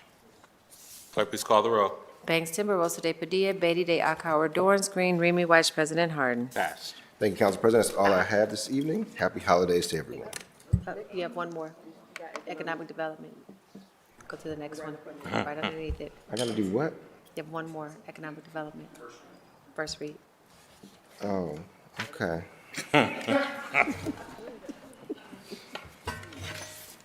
It's a team effort, see? I appreciate the team. Let's see. 2574. 2574, yes, in Economic Development and Small Minority Business Committee, we have ordinance 2574-2025 to authorize the Director of the Department of Development to enter into an enterprise zone agreement with TCG Corona Owner 1 LLC for a tax abatement of 75% for a period of 10 consecutive years in consideration of the enterprise's investing approximately $21,020,278 in real property improvements and the creation of 25 net new full-time permanent positions with an estimated annual payroll of approximately $1,081,600. Director Stevens, could you please speak to this ordinance? President Harden, Chair Bankston, members of council. This is a 10-year, 75% enterprise zone abatement. It is located within the Gahanna Jefferson School District as well, and it will, as you said, result in an investment of over $1 million as well as 25 new jobs. Thank you, Director. Any questions or comments from my colleagues? Seeing none, I move for passage. Clerk, please call the row. Banks, Timber, de Padilla, Beatty, De Akauer, Dorance Green, Remy White, President Harden. Passed. Is that all I have? Okay, that is all I have this evening. Happy holidays. Is there a motion to recess for zoning? Clerk, please call the row. Banks, Timber, de Padilla, Beatty, De Akauer, Dorance Green, Remy White, President Harden. In recess.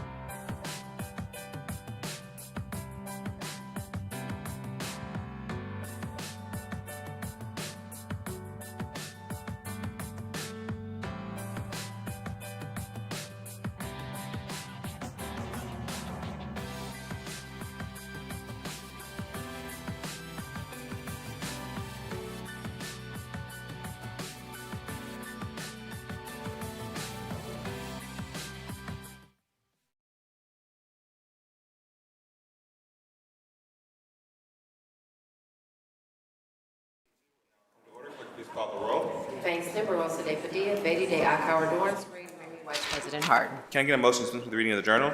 Second. Clerk, please call the roll. Bangston, Barosa de Padilla, Beatty de Akauer, Dorance Green, Remy White, President Harden.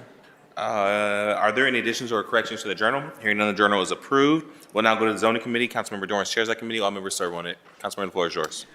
Thank you, President Harden. As always, before we get into tonight's zoning agenda, allow me to briefly explain our rules pertaining to speaking before council on rezonings and variances. We'll only hear a staff presentation of ordinance that have a disapproval for a recommending body, or if we have a public speaker signed up to speak against an ordinance.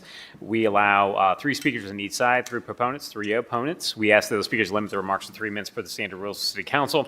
All speakers of the council variance go to city staff, area commissioners, applicants, and members of the public will be sworn in before they give testimony. Representative and area commissioner are always able to speak on an ordinance and do not need to fill out a speaker slip, but we do ask you to alert city staff of your intention to speak at this committee hearing. This evening, we do not have any public speakers. On the advice of the city attorney's office, I will now swear in city staff. Please stand and raise your right hand and be sworn in. Do you swear or affirm the testimony you're about to give shall be the truth, nothing but the truth, that you shall answer under pain of penalty of perjury? If so, please say I do. I do. Thank you. Please have the record reflect that Joseph Rose from the Department of Building and Zoning Services have been sworn in. First, we have ordinance number 3271-2025 to rezone 3812 East Powell Road, being 1.49 plus acres located on the west side of East Powell Road, 320 plus feet east of Worthington Road from R Rural District to C4 Commercial District. This site consists of 2 parcels developed with 2 vacant commercial buildings and a cell tower as a result of a recent annexation to the city of Columbus. The requested rezoning will allow commercial uses, including retail uses such as a dispensary at this location. Through the amendments, though the amendments submitted to the clerk include new limitation text on permitted uses within this C4 designation. Proposal is approved from city staff, development commission by a disapproval from the Far North Columbus Coalition, a civic association within that area. Because of the disapproval, we will have a staff report from Mr. Rose. Mr. Rose, floor is yours. Thank you, Chair Dorrance, President Harden, members of council. The 1.49 acre site consists of 2 parcels developed with 2 vacant commercial buildings and a cell tower in the R Rural District as a result of the annexation as previously mentioned. The requested LC4 limited commercial district will allow limited commercial uses, including retail, such as a dispensary at this location. To the north and west of the site is undeveloped land in the LAR3 Limited Apartment Residential District. To the south is undeveloped land in the CPD Commercial Plan Development District. To the east is undeveloped land zoned FR1 Farm Residence District within Orange Township. The newly established limitation text establishes C4 uses at this location and also includes use restrictions prohibiting check cashing, cabarets and nightclubs, used car sales, except when used in conjunction with sale of new cars, pawnbrokers, mission or temporary shelters, halfway houses, billboards, blood and or organ banks, outside storage of items with the exception of items ordered for sale and accessory to permitted uses such as hardware, lumber, or landscaping sale uses. The site is within the planning boundaries of the Far North Area Plan, which recommends mixed-use regional land uses at this location. The plan also recommends redevelopment and reuse of vacant and underutilized commercial and office sites in a manner consistent with the land use plan and recommended design guidelines. Staff also note that this area is under consideration for an updated land use recommendation and corresponding zoning as part of the Zone In Economic and Housing Opportunity, to which the draft generalized land use recommendation is mixed use, which is also consistent with the requested zoning district. Therefore, city staff's recommendation is for approval, and I'm happy to answer any questions. Thank you, Mr. Rose. Any questions from my colleagues or city staff at this point? Seeing none, I will invite the applicant's representative forward, Ms. Molly Gwynn. Ms. Gwynn, welcome back to council.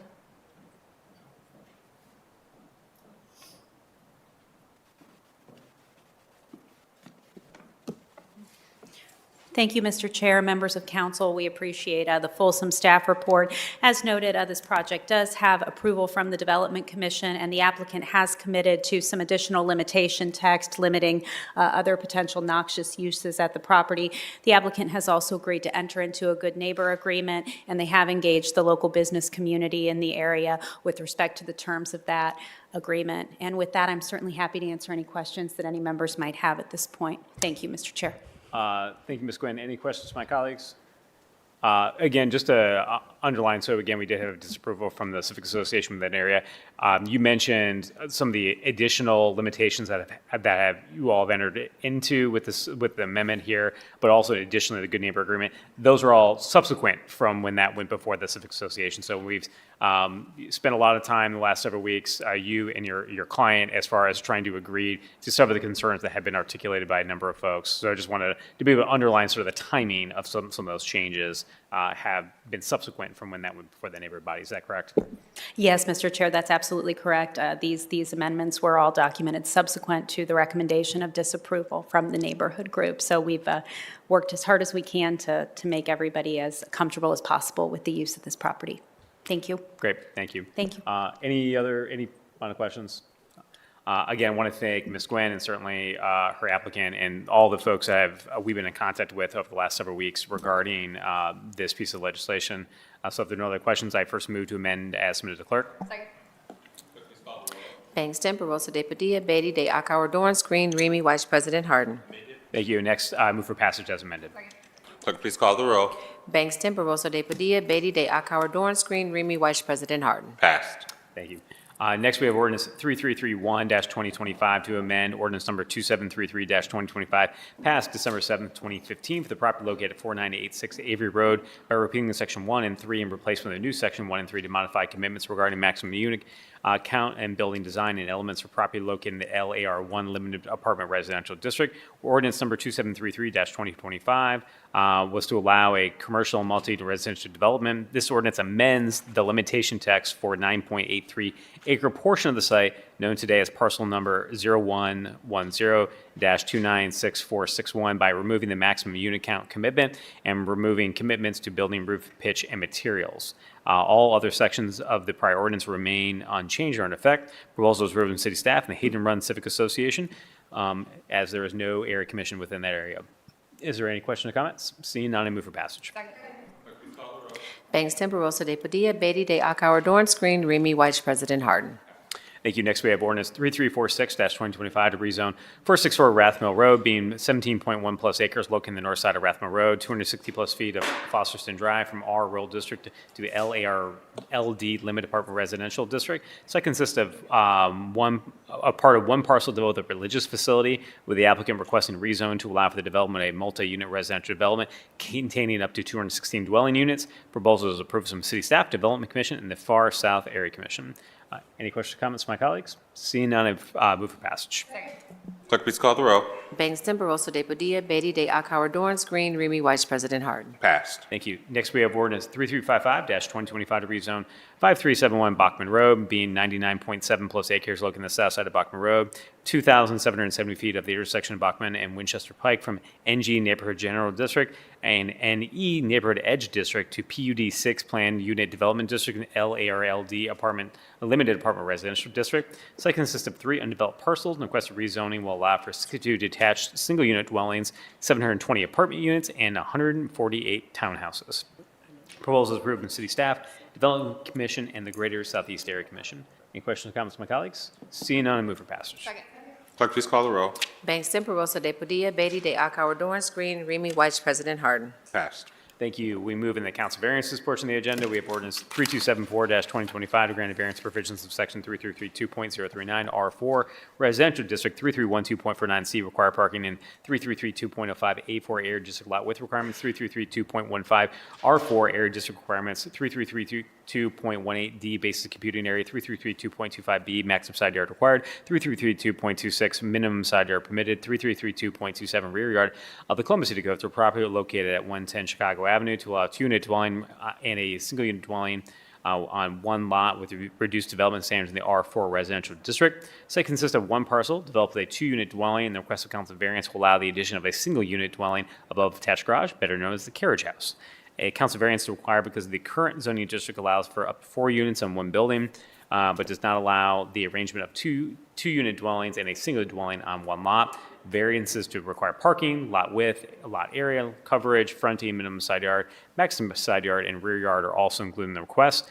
Proposal is approved by city staff and the Franklinton Area Commission. I first move to accept the entire staff report into evidence as an exhibit. Clerk, please call the row. Bangston, Barosa de Padilla, Beatty, De Akauer, Dorance Green, Remy Weiss, President Harden. Amended. Thank you. I next move to adopt the findings of staff, the findings of council. Clerk, please call the row. Bangston, Barosa de Padilla, Beatty de Akauer, Dorance Green, Remy Weiss, President Harden. Adopt it. Thank you. And finally move for passage. Clerk, please call the row. Bangston, Barosa de Padilla, Beatty de Akauer, Dorance Green, Remy Weiss, President Harden. Passed. Thank you. Next, we have ordinance 3275-2025 to grant a variance provisions of section 3332.039 R4 Residential District, 3321.07B Landscaping, 3312.49C Required Parking, and 3332.05 A4 Area District Lot Width Requirements, and 3332.15 R4 Area District Requirements, and 3332.18 Basic Computing Area, 3332.19 Fronting, 3332.25B Maximum Side Yard Required, and 3332.26 Minimum Side Yard Permitted, and 3332.27 Rear Yards of the Columbus City Codes for property located at 69 Chicago Avenue to allow two single-unit dwellings on one lot with reduced development standards in the R4 Residential District. Similar to the previous ordinance, also on the same street, this site consists of one parcel developed with a single-unit dwelling, and the requested council variance will allow the addition of a single-unit dwelling above attached garage, also known as a carriage house. Council variance is required, again, because the current district only allows up to 4 units on one building, does not allow 2 single dwellings on one lot. This has approvals from city staff and the Franklin Area Commission. Any questions or comments? Seeing none, I first move to accept the entire staff report into evidence as an exhibit. Clerk, please call the row. Bangston, Barosa de Padilla, Beatty de Akauer, Dorance Green, Remy Weiss, President Harden. Accept it. Thank you. Next move to adopt the findings of staff as the findings of council. Clerk, please call the row. Bangston, Barosa de Padilla, Beatty de Akauer, Dorance Green, Remy Weiss, President Harden. Adopt it. Thank you. And finally move for passage. Clerk, please call the row. Bangston, Barosa de Padilla, Beatty de Akauer, Dorance Green, Remy Weiss, President Harden. Passed. Thank you. Next, we have ordinance 3347-2025 to grant a variance to provisions of section 3332.26 A, minimum side yard permitted, 3332.27 of the rear yard, and 333.255 perimeter yard, and 3333.35 G private garage of the Columbus City Codes for property located at 464 Rathmill Road to allow reduced development standards for a religious facility in the R Rural District and apartment complex in the LARLD apartment residential district. This companion variance, the rezoning we had earlier tonight, this site consists of one parcel developed a religious facility and with a proposal for a 216-unit apartment complex. The requested council variance will allow the site conditions pending a lot split for the religious facility and include variances to including garage height, rear yard, and reduced required setbacks. Proposal approved from city staff and the Far South Area Commission. I first move to accept the entire staff report into evidence as an exhibit. Clerk, please call the row. Bangston, Barosa de Padilla, Beatty de Akauer, Dorance Green, Remy Weiss, President Harden. Accept it. Thank you. Next move to adopt the findings of staff as the findings of council. Clerk, please call the row. Bangston, Barosa de Padilla, Beatty de Akauer, Dorance Green, Remy Weiss, President Harden. Adopt it. Thank you. Finally move for passage. Clerk, please call the row. Bangston, Barosa de Padilla, Beatty de Akauer, Dorance Green, Remy Weiss, President Harden. Passed. Thank you. And finally, we have ordinance 3353-2025 to grant a variance provisions of section 3332.037 R2 Residential District, 3312.49C required parking, and 3321.05 B2 vision clearance, and 3332.14 R2 area district requirements, 3332.18 D basic computing area, and 3332.27 rear yard of the Columbus City Code for the property located at 1110 and 1112 South Washington Avenue to allow two dwellings on one lot with reduced development standards in the R2F residential district. Site is developed with a 2-unit dwelling, and the requested council variance will allow an additional 2-unit dwelling for 4 dwelling units on one lot. Council variance required current district allows a single-unit dwelling or a 2-unit dwelling, but does not allow 2-unit dwellings on the same lot. Request also includes variances to parking, vision clearance, lot area coverage, and rear yard. Approvals from city staff and the Columbus South Side Area Commission. I first move to accept the entire staff report into evidence as an exhibit. Clerk, please call the row. Bangston, Barosa de Padilla, Beatty de Akauer, Dorance Green, Remy Weiss, President Harden. Accept it. Thank you. Next move to adopt the findings of staff as the findings of council. Clerk, please call the row. Bangston, Barosa de Padilla, Beatty de Akauer, Dorance Green, Remy Weiss, President Harden. Adopt it. And finally move for passage. Clerk, please pass it. Bangston, Clerk, Barosa please de call the row. Padilla. Bangston, Barosa de Padilla, Beatty de Akauer, Dorance Green, Remy Weiss, President Harden. Passed. Thank you, Council President. That is our final piece of legislation in the zoning committee for 2025. Yay. If there's no further business to come for the zoning committee, is there a motion to adjourn? Clerk, please call the row. Bangston, Barosa de Padilla, Beatty de Akauer, Dorance Green, Remy Weiss, President Harden. Meeting is adjourned. We'll reconvene for regular meeting shortly.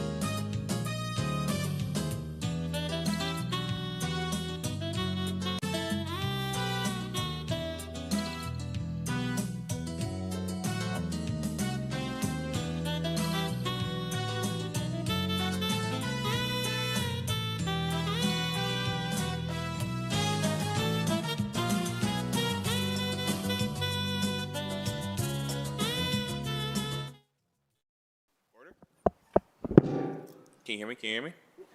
We can reconvene. All right. Reconvene.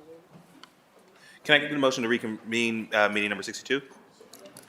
Clerk, please call the roll. Bangston, Barosa de Padilla, Beatty de Akauer, Dorance Green, Remy Weiss, President Harden. Meeting is reconvened. The next committee to come before council is the Public Service and Transportation Committee. That committee is chaired by Councilmember Rosa de Padilla. Councilmember, the floor is yours. Thank you, Council President. Today, I have 7 items in public service and transportation. The first is Ordinance 3224, 2025, to amend the 2025 capital improvement budget to authorize the Director of Public Service to enter into contract with Pummel Construction Services, LLC, for the pedestrian safety improvements, TRR sidewalk replacement 2025 tree root project, to authorize the expenditure of up to $1,157,724.21 from the Streets and Highways Bond Fund for the project and to declare an emergency. This ordinance authorizes the Director of Public Service to enter into contract with Pummel Construction Services, LLC, to provide payment for construction administration, and inspection services. This contract includes repairs to city sidewalks damaged by tree roots by removing, repairing, and replacing concrete and other work as may be necessary. Do my colleagues have any questions or comments? Seeing none, I move for passage. Bangston, Barosa de Padilla, Beatty de Akauer, Dorance Green, Remy Weiss, President Harden. Thank you. Next, we have Ordinance 3238, 2025, to authorize the Director of the Department of Public Service to execute those documents necessary for the city to grant encroachment to legally allow the installation of the pedestrian bridge to extend over the public rights-of-way of the 20-foot alley located at the first alley west of North High Street and to declare an emergency. The proposed bridge will extend on either side of the 20-foot alley right-of-way. The development is proposed student housing for 2 buildings with approximately 198 residential units. During the design phase of the proposed buildings, it was determined that for safety reasons, the pedestrian bridge was warranted. Do my colleagues have questions or comments? Seeing none, I'd like to first request to amend to emergency. Bangston, Barosa de Padilla, Beatty de Akauer, Dorance Green, Remy Weiss, President Harden. Thank you. And next, I'd like to move for passage as amended. Bangston, Barosa de Padilla, Beatty de Akauer, Dorance Green, Remy Weiss, President Harden. Thank you. Next, we have 3277, 2025, to amend the 2025 capital improvement budget to authorize the Director of Public Service Department to enter into contract with Strasser Paving Company Incorporated for the resurfacing 2025 Project 1 to authorize the expenditure of up to $12,929,493.57 from the Streets and Highways Bond Fund for the project and to declare an emergency. So this contract includes the repair and resurfacing of 86 city streets and construction of 243 ADA ramps, curb ramps along those streets. Director, can you just let folks know where they can go to find out if they have hit the street paving lottery and where they can go to find if their street is up? Council President, Chair Barosa de Padilla, members of council, they can go to the Public Service website under Construction Management to find that site. We are very grateful this evening for any resurfacing dollars that we can get with 4,600 miles of lane miles of pavement to maintain. Any of these dollars are well suited, and yes, as you said, the lottery to figure out which of these 88 streets. And I joke about the lottery, but honestly, this is how there is a process for figuring out the degree of streets and how they fall into disrepair, especially when we look at how we treat streets during the wintertime. After a while, they do degrade. And so we're excited. I know everyone's excited to get a freshly paved street, especially some streets that have been beat up because of the weather and other things. So do my colleagues have any questions or comments? Seeing none, I move for passage. Bangston, Barosa de Padilla, Beatty de Akauer, Dorance Green, Remy Weiss, President Harden. Thank you. Next, we have Ordinance 3301, 2025, to authorize the Director of Finance and Management to enter into contracts with Mark Wright Lanes Equipment Company, Incorporated, for the purchase of a ride-on thermoplastic striper, to authorize funds within the Municipal Motor Vehicle Tax Fund, to authorize the waiver of the competitive bidding requirements of the City Columbus City Codes to authorize the expenditure of up to $140,000 from the Municipal Motor Vehicle Tax Fund to purchase the equipment and to declare an emergency. This equipment, the purchase of this equipment is intended to continue to provide traffic maintenance throughout the city of Columbus. Do my colleagues have any questions or comments? Seeing none, I move for passage. Bangston, Barosa de Padilla, Betty de Akauer, Dorance Green, Remy Weiss, President Harden.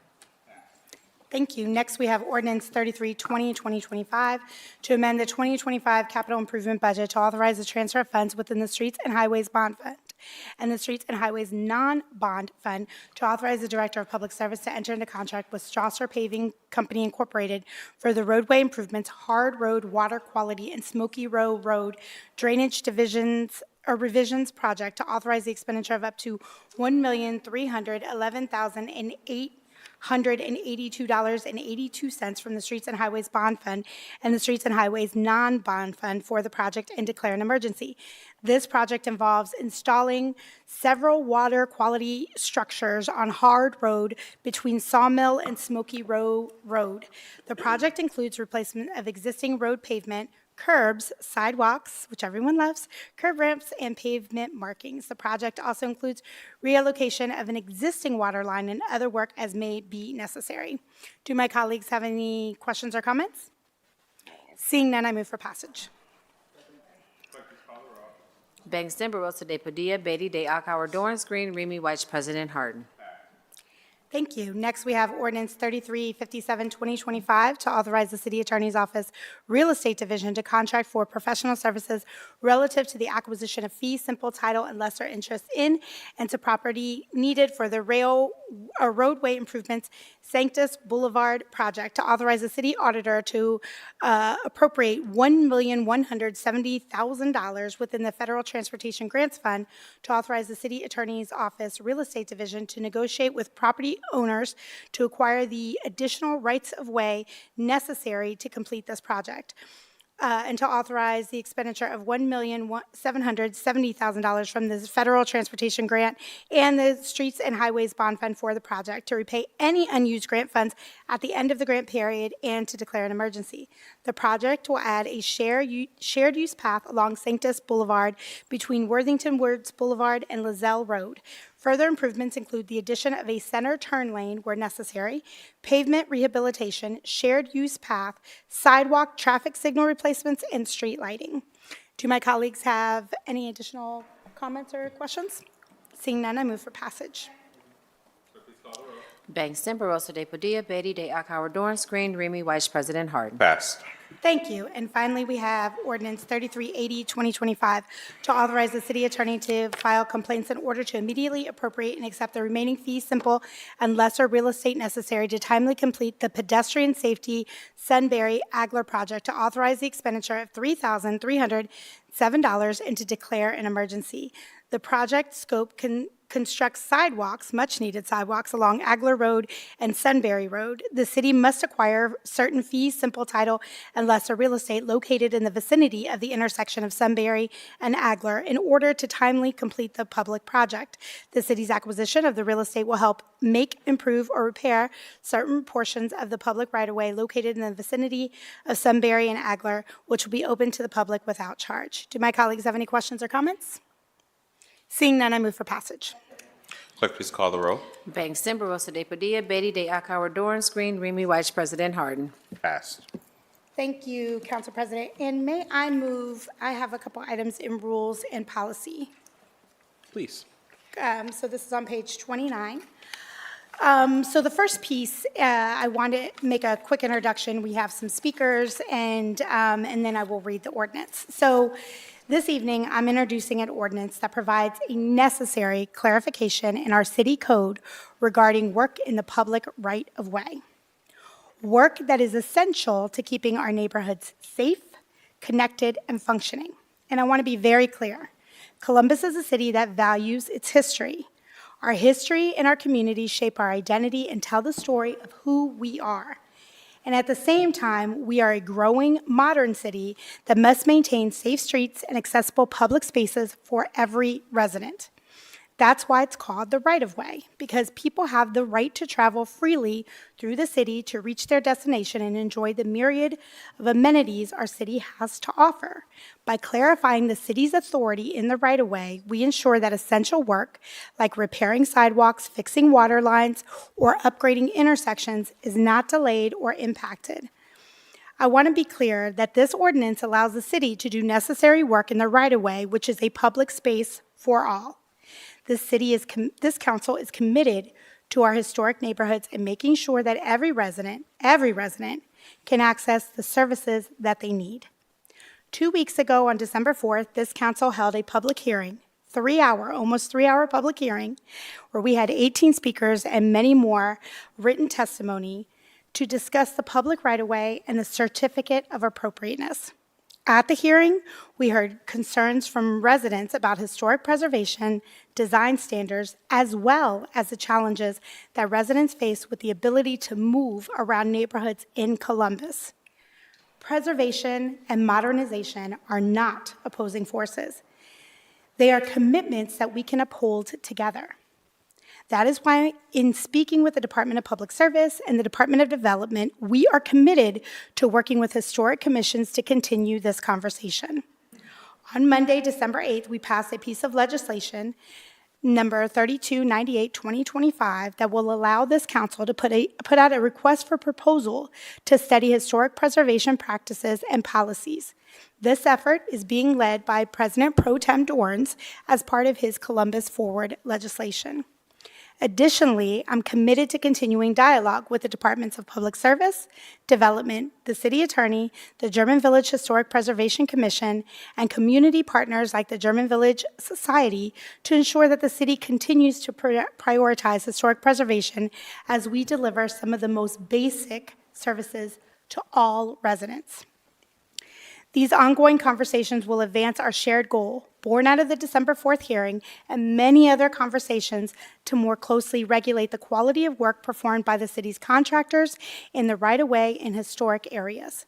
Whether that means adding language to requests for bids, or specifying plan notes for such work, or recommending or requiring closer collaboration between the Department of Public Service and the city's Historic Preservation Office and stakeholders, as well as exploring equitable funding sources dedicated to historic preservation. City Council will be convening these conversations to meet the needs of historic preservation advocates and residents across the city who take pride in the character of their neighborhood. For anyone who believes the city is creating different standards for itself than the standards that must be followed by private entities proposing to do work in the right-of-way in historic neighborhoods, rest assured that city staff are still expected to work with neighborhoods to honor and preserve the character of streets, intersections, sidewalks, and other infrastructure being improved. That is part of existing city protocols that are not changing as a result of this legislation. Instead, we are clarifying the city's promise to residents that residents of all abilities will be able to travel around our city on infrastructure that we build for them with their support. I've been thinking a great deal about something someone submitted in written testimony for the public hearing. They said that we should preserve German Village because it belongs to everyone. And I appreciate this sentiment. The right-of-way is a physical manifestation of our commitment as public servants to connect different corners of our community and knit us more closely together. And I believe that this legislation helps to continue to make it true. And I want to be clear, while we have had several advocates from German Village that have come to speak on the certificate of appropriateness, this particular piece of legislation affects much more than German Village. It affects 18 historic neighborhoods or design review neighborhoods. So when we talk about access to the right-of-way, we aren't talking about one neighborhood. We're talking about a good portion of the city. So we have several speakers that are here to speak about to speak to this legislation. So first, I would like to invite Anthony Meyer to the podium. And Mr. Meyer, you have 3 minutes to speak if you introduce yourself and any organizations that you represent. And welcome back to council. Good evening, Council President Martin, I'm Anthony Meyer, and I'm here today as the president of the German Village Society and a resident of the German Village. First, I want to begin by offering our sincere thanks, particularly to you, Member Lourdes, for the productive dialogue that we had last Friday. We recognize and appreciate the significant step taken to recharacterize the legislation from emergency measure to a traditional order. More specifically, the City Council's commitment. Our discussion, we agreed to actively work together to amend the ordinance after passage. This movement demonstrates a spirit of partnership, we ask, and to honor this commitment, the German Village Society has voluntarily dismissed the act of lawsuit. This action is proof that our goal is not confrontation, but collaboration. We are here as fellow caretakers of the legacy, fully committed to finding efficient, high-quality, and legally sound ways to achieve accessibility while preserving our historic streetscapes. We are ready to sit down, and we are ready to work. One piece that's extremely important is I just want to speak plainly about legislative responsibility. While we appreciate the commitment to amend this ordinance after it passes, passing flawed legislation under the assumption that we will fix it later is not the most durable and responsible path. That exposes the city and the historic neighborhoods to unnecessary risk and uncertainty. We agree that we want to work together, and therefore, we have one unified request. We ask that you just pause this process and sit down with the Services Department, the German Village Commission, representatives from the various different organizations as we've discussed, and legal counsel to co-author. So we work jointly to move forward together with compromise language that truly works for everyone. I'm just asking patience. I think that we need to first finalize a solution before we finalize the vote. Thank you. Thank you, Anthony. Thank you for being here this evening, and thank you for your continued advocacy. And it is honest, right? Everything that we can do to work with you together, this is one step in a broader momentum forward to work together. And I hope that it enriches our organizations, it enriches our community, and makes it accessible for everyone simultaneously. And we can do that together because we have experts that we can bring forward to help make sure it's done right. Thank you. Thank you. Next, I'd like to invite Robert Kaplan.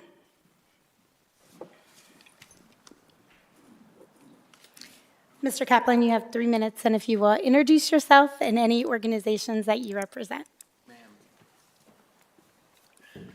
Welcome back to council. Good evening, council. My name is Robert Kaplan, and I live in German Village. I'm here tonight as a resident, a homeowner, and someone deeply invested in the long-term health of this neighborhood and the city as a whole. I want to be clear at the outset that accessibility is not optional. It is essential. Every publicly funded sidewalk and right-of-way improvement should be safe and predictable and accessible to everybody. And we want this work completed fully and correctly. There is no disagreement about that. The disagreement has always been about how the work is planned and coordinated and executed across historic neighborhoods. Last year, the ADA ramp installations and related right-of-way work in German Village resulted in documented damage to historic materials and private property like my own. That evidence was reviewed by the court and found credible enough to halt the work. In at least one case, the damage was significant enough that the city or its contractor paid to repair a private home. That matters because it underscores that the concerns raised were real and not theoretical.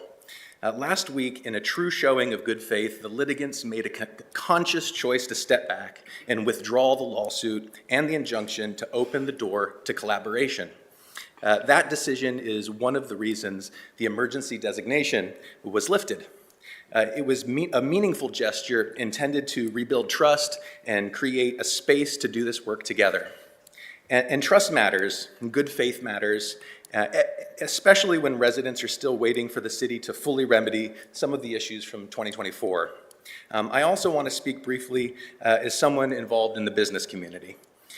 German Village is not just a residential neighborhood. It is a major economic driver, a tourism destination, a place for people across the city and the country to come and experience. Accessibility, infrastructure investment, and historic preservation are not competing interests here. When done right, they reinforce each other. Cities across the country have shown that accessibility and public infrastructure improvements can be delivered in historic districts without sacrificing safety, character, or legal compliance. We already have a draft amendment language that reflects the best practices and gives the city the flexibility it needs while protecting the neighborhoods from avoidable harm. That is why the request tonight is simple and responsible. Now that the emergency has been lifted, please use that time that it creates. Pause final action, put the commitment to collaboration on the record, sit down with city engineers, disability advocates, preservation professionals, and neighborhood representatives, and finalize the language before the ordinance is passed. Doing this right now will save time, money, and reduce the risk of future litigation and rebuild public trust. Most importantly, do you mind if I finish my paragraph?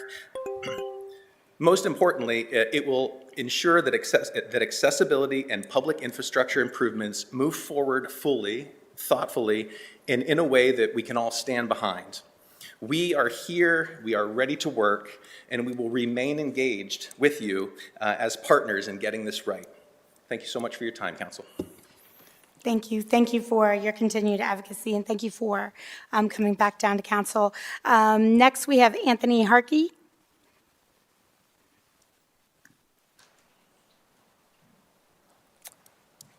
Same reminder, 3 minutes. Introduce yourself, anyone you're representing this evening. I gotcha. Anthony Harkey, I'm the current chair of the German Village Commission. President Hardin, council members, staff, thank you for the time to speak. I want to first off start with, I appreciate the outreach since the last hearing, last meeting. It's refreshing to have the dialogue start up again. Appreciate German Village Society's position to withdraw their lawsuit in an effort of collaboration. I want to make sure that everybody's aware that the commission's stance is that we are not against accessibility. We are not against ADA curb ramps. We are not against making the neighborhood more accessible. We, as the commission, we derive our jurisdiction straight from the Historic Preservation Act from the federal government, straight down through the State Historic Preservation Office to the City of Columbus, down to the commission. Accessibility is a critical piece. It's the law. It must happen. Preservation Brief 32 from the National Park Service states that in order to do accessibility in historic districts, we should look at the historic character, preserving, demolishing only when necessary, but there is retrofit necessary in this case. I believe that the right materials, the right approach, the right collaboration, the proper planning is crucial. You'll read through your description of the ordinance. There's statements of if we go with different materials, it's going to be more expensive because of material costs, but also because of the cost to plan, because every corner is different, every situation is different, and it's going to require different kind of curb ramps.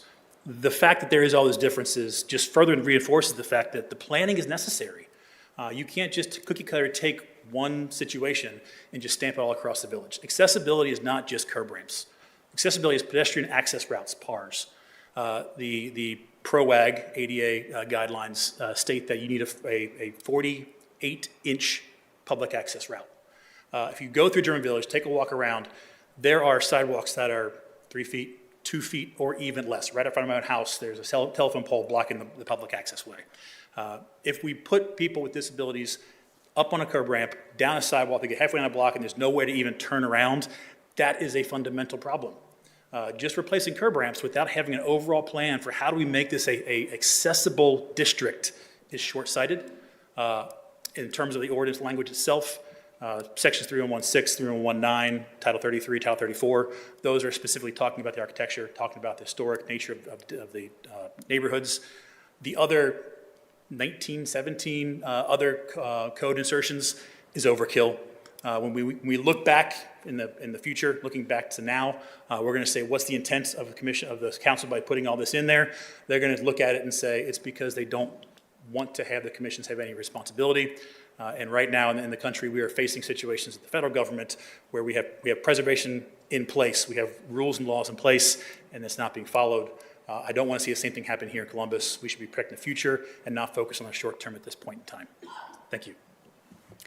Thank you, Anthony. I look forward to our meeting on Wednesday. Yes. We will talk more. I appreciate you coming down here. I appreciate your thoroughness as well in the feedback that you've given us, and that's something that we'll continue to talk about. So thank you. And Councilmember Dorans, when you get into the preservation review, happy to be part of that as well. And lastly, we have Robert Jackson. Mr. Jackson, welcome back to council. Same thing, 3 minutes, and introduce yourself and any entities you represent. Hello, I'm Robert Jackson, and I'm a resident of German Village. Over the past 3 sessions on proposal for 3314, we've heard testimony 10 times from the associates of the GVS, 4 times from the associates of the GVC, and testimony from a mayoral candidate. The common theme in all the testimony is that the right-of-work way is somehow beyond the city of Columbus without oversight. That the city of Columbus, unsupervised, has done irreparable damage to the corners and to homes in historic German Village. I am not sure that any of the evidence presented to the council, to the media, or to the residents of German Village are irreparable damage. There are numerous examples presented, but with only 3 minutes, I just want to take a look at the first photo that I saw and the most current photo that I saw. In front of you is a document. On page 1 is a photo of the property that, like the majority of the photos, shows what ADA ramp construction looks like during construction. The center picture is the photo circulated. A casual observer will have the perception that bricks were ripped out of the sidewalk and replaced with a wall of concrete. The issue that I have with this photo is that if we look at the corner using Google Maps history, we see that the corner was always a wall of history going back as far as Google has history. If we visit the corner ourselves today, we see that the installation of the ADA ramp by the city has actually put more brick on the sidewalk than was ever there before. So where is the irreparable damage with the work done by the city on this corner? In front of you is page 2, the most recent photo of property that appears to show significant damage to a foundation as a consequence of the ADA ramp installation. The center picture, again, is the photo circulated. A casual observer will have the perception that the home's foundation was catastrophically damaged by the city's construction crew. The issue I have with this photo is that, again, if we look at Google Maps history, we see this home had a clearly visible foundation damage as far back as 2015. If I take a close look at the photo, what I see appears to me is a mason's tray on the ground, and the mason has opened up the crack to clean out the material that has had moisture damage for over a decade. It looks to me like this photo was actually the city repairing pre-existing damage. So again, where is the irreparable damage that necessitates oversight by the city?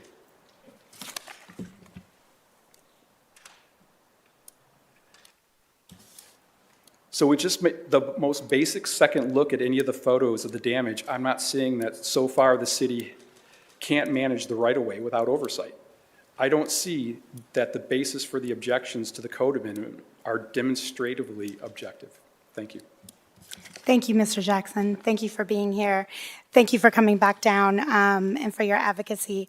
I just, before I turn it over to my colleagues for any questions or comments that they would like to make, I just want to be very clear that the presumption of the code was that the city would always have access to our right-of-way, just as we do in my neighborhood, in many neighborhoods across the city. In the court ruling, because the person, which was the intent of the code, would be an average person, they were defining the city as a person, therefore removing our right to the access of the right-of-way, again, not only in German Village, but in 18 communities around the city, which then opened up the city to actually being more vulnerable. So today, the move that we make, and whether folks have an opinion of whether it is flawed or not flawed, is yet to be seen. What we see it as is clarification of the code that should have always been there. Now, in the conversations that we had with the German Village Society, in conversations that we'll have with the commission, the purpose of the code is that we can always amend it. what is good today may not be good tomorrow. This happens all of the time. We make laws for today that don't always stand the test of time because conditions change. We have made a significant investment in having experts come in that can give us some good, solid feedback and best practices on how to handle historic districts. And we want some of that to play out. We have also made a commitment to look to working with the Department of Development to think about how we equitably fund historic preservation. We've also worked with the Department of Public Service to look at how we work with contractors, our Office of Historic Preservation, to say, hey, when do they look over plans? I believe that we are making a good faith effort to meet the needs of everyone. We are not always going to agree. We are not always going to agree. The strategy is going to be different, but that's what compromise is that each party gives a little bit. And I want to make sure that we know that we've seen one community that has come out, but there are many more communities that were affected by this that didn't even know that they were going to be affected, that have also reached out. And so the purpose of today is to clarify our code, to give the city back the promise that we make to residents that we can be responsible for our right-of-way. And that's really what we're deciding today. I want to open it up for my colleagues if they have any comments.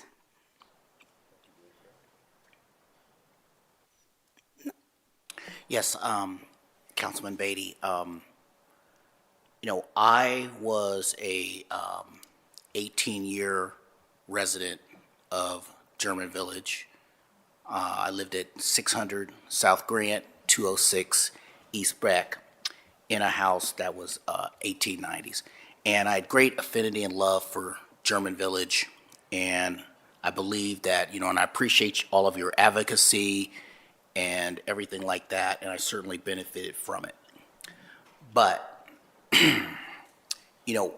many nights, neighborhood groups have come before this council, usually in the context of a new project, apartment building or something like that, or even a commercial building. And they tell us about the character of their neighborhood and how they've lived there a long time and everything like that. And in many of these instances, we ask those communities, those neighbors, to broaden their definition of being a neighbor and broaden their definition of being a citizen of this community and broaden their definition of a community to understand that there are certain needs that we have in this city for more housing, affordable housing, other types of assets. And so I would just say to, the people of German Village, as we go forward, there's going to have to be compromise. There's going to have to be a new attitude, towards, neighbor and community. It goes beyond just the folks that live in German Village. I lived on Beck Street, 4 houses in from Lindy's, and I remember looking out my window, and I would see at 7:30 in the morning the folks that did the food prep for Lindy's coming in. And a little later on, the folks that the linen truck would come in, the trash truck would come in. And so the economic driver is caused of your community and the tourism and everything like that. It's not just the people that live in your community. And the people that live in these other communities that maybe don't have the affluence and the ability to come together and everything like that, they deserve the sidewalks, the streets, and everything as well. And so, I'm going to be off council, and I probably will not be part of those conversations, but I just hope that we are able to continue that dialogue, but please have an open mind and have a more broad version of community and neighborhood. Thank you, Councilmember Beatty. Any other remarks? Chair, I know you mentioned it, but again, we are planning to undertake an assessment of our current historical preservation policies of the city of Columbus into next year.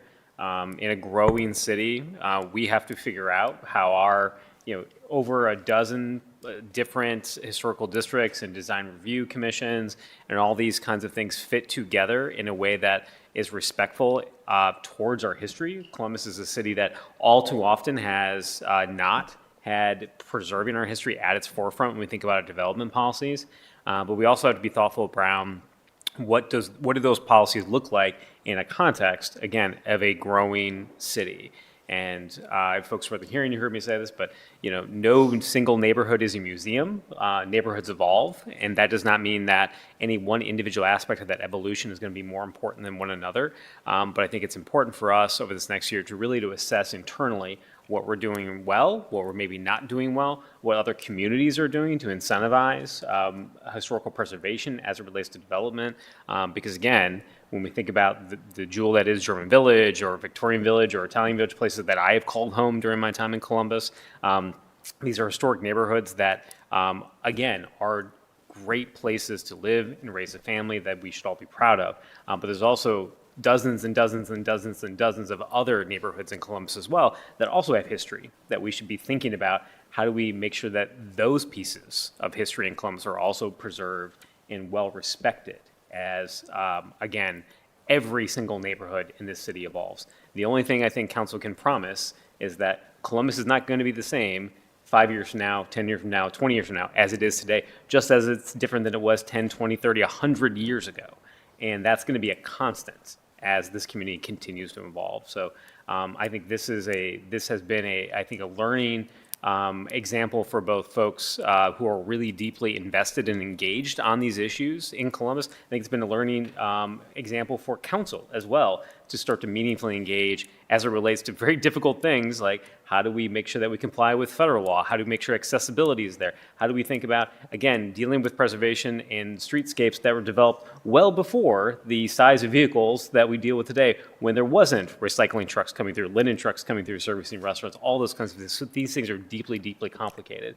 So I think this is something that is going to continue to move forward, and I appreciate the chair, again, trying to do their best to meet folks, particularly in German Village, as close as we can here to figure out what is an appropriate pathway forward. And I trust the chair to lead those discussions in good faith. And I appreciate the folks here tonight saying that they want to, and appreciate them showing that good faith by again, voluntarily dismissing that lawsuit to allow those discussions to take place and become mature, and again, establish that kind of trust where we can move forward. So I just wanted to, again, highlight that. And again, looking forward over the next year plus, really figuring out how do we deal with this in a meaningful way moving into the future. Thank you, President Pro Tem, and I appreciate that. I think, Council President, did you want to? I just wanted to, I just, before I read the ordinance, the last thing I want to say is that what was very evident to me in our hearing, what was very evident to me in all of the conversation is that we had is that there's love and joy and pride in every neighborhood, and people fiercely love where they live, and we fiercely love the city. And I appreciate every time folks come in to fight for their neighborhoods and for the things that they love and that they care about. And just know that we are with you in that fight. And especially when you have parts of our city that do hold our history, that so many people come to visit, not just coming into the city of Columbus, but you have tourists from Columbus that come and enjoy all of the beautiful things that make up German Village. So with that, I will read Ordinance 3314, 2025, to repeal and replace various sections of the Columbus City Codes to clarify that the City of Columbus officials, agencies, departments, agents, and contractors are not required to obtain a certificate of appropriateness, COA, from a Historic Architectural Review Commission or other commission with COA authority when performing work in the right-of-way. In response to the contrary interpretation of the Columbus City Codes as detailed in the magistrate's decision filed September 22nd, 2025, and entry adopting magistrates and granting preliminary injunction filed September 29th, 2025, in the case German Village Society versus City of Columbus, Franklin County Court of Common Pleas case number 25CV7368. The purpose of this code change is to clarify that the city is not required to obtain a certificate of appropriateness or approval from a Historic Review Architectural Review Commission prior to working the public right-of-way in a historic preservation district. This legislation is an important step to ensure that the city is able to bring the right-of-way into compliance with ADA so residents can rely on safe, reliable, and well-maintained public infrastructure while at the same time preserving Columbus's historic neighborhoods. Do my colleagues have any questions or comments? Seeing none, I move for passage. Bangston, Barosa de Padilla, Beatty de Akauer, Dorance Green, Remy White, President Harden. Thank you. I have one more ordinance and rules and regs. It's ordinance 3360, 2025, to enact and amend various sections of Title 21 of the Columbus City Codes to modernize the sections of code that govern parking infractions within the Department of Public Service and to further define and establish parking rules and regulations. This code change seeks to modernize our parking codes, clarify definitions, and clear up inconsistencies. It will emphasize safety and mobility-focused violations, allow more time for payment before penalties are assessed, and introduce tiered and early payment to incentivize expedient payment. We held a public hearing where we heard directly from our Department of Public Service why these changes are needed at this time. This change is the next step in enhancing the safety of our residents in dedicated bus and bike lanes in anticipation of bus rapid transit as part of the Link Us initiative. I also want to bring up the point that during the hearing, we heard that there are quite literally thousands of residents that parking tickets are an issue. And these moves that public service made to not only ensure the safety of folks, but also make it easier for residents to pay by giving them a longer time period to pay for those tickets before those rates go up. If you pay early on, you pay a lower fee. All of this was speaking directly to issues that we saw within the system that we directly tried to address by making these code changes. Director, is there anything that you would like to add to that? Good evening again, President Harden, Chair Barosa de Padilla, members of council. I would just add that it's been more than a decade since we've made any changes to the parking code, and we're really trying to simplify this and make it better for our residents and easier to be able to, have that accessibility for parking and be able to have accessibility to bike lanes and future bus lanes in the community by adding those regulations as part of this parking code as well. And I want to be clear that passage of this piece of legislation, the changes actually would not go into effect until April, correct? Do I have my timeline correct? That is true. It is going to take some time to work with the Columbus Police Department on their, because they are able to write tickets as well. And so we need to make sure that we work through them to change their ticketing process as well. Thank you. We do have one speaker on this ordinance. I'd like to invite Michael Wenham. I think I mispronounced your name, and I deeply apologize. If you will please introduce yourself, you have 3 minutes, and then any entities that you represent, because I believe you're one of our area commissioners. Thank you, ma'am. President Harden and members of City Council, my name is Michael Wyman, a resident of Clintonville. Thank you for allowing me to speak today on Ordinance 3360-2025, which addresses parking infringements and parking rules and requirements. Unfortunately, as is silent on an issue I've been dealing with for over 14 years, the city's disregard with the Americans with Disabilities Act and handicap parking. It started with someone parked in a marked-out area between two accessible parking spaces at a law firm's parking lot between my office and the State House.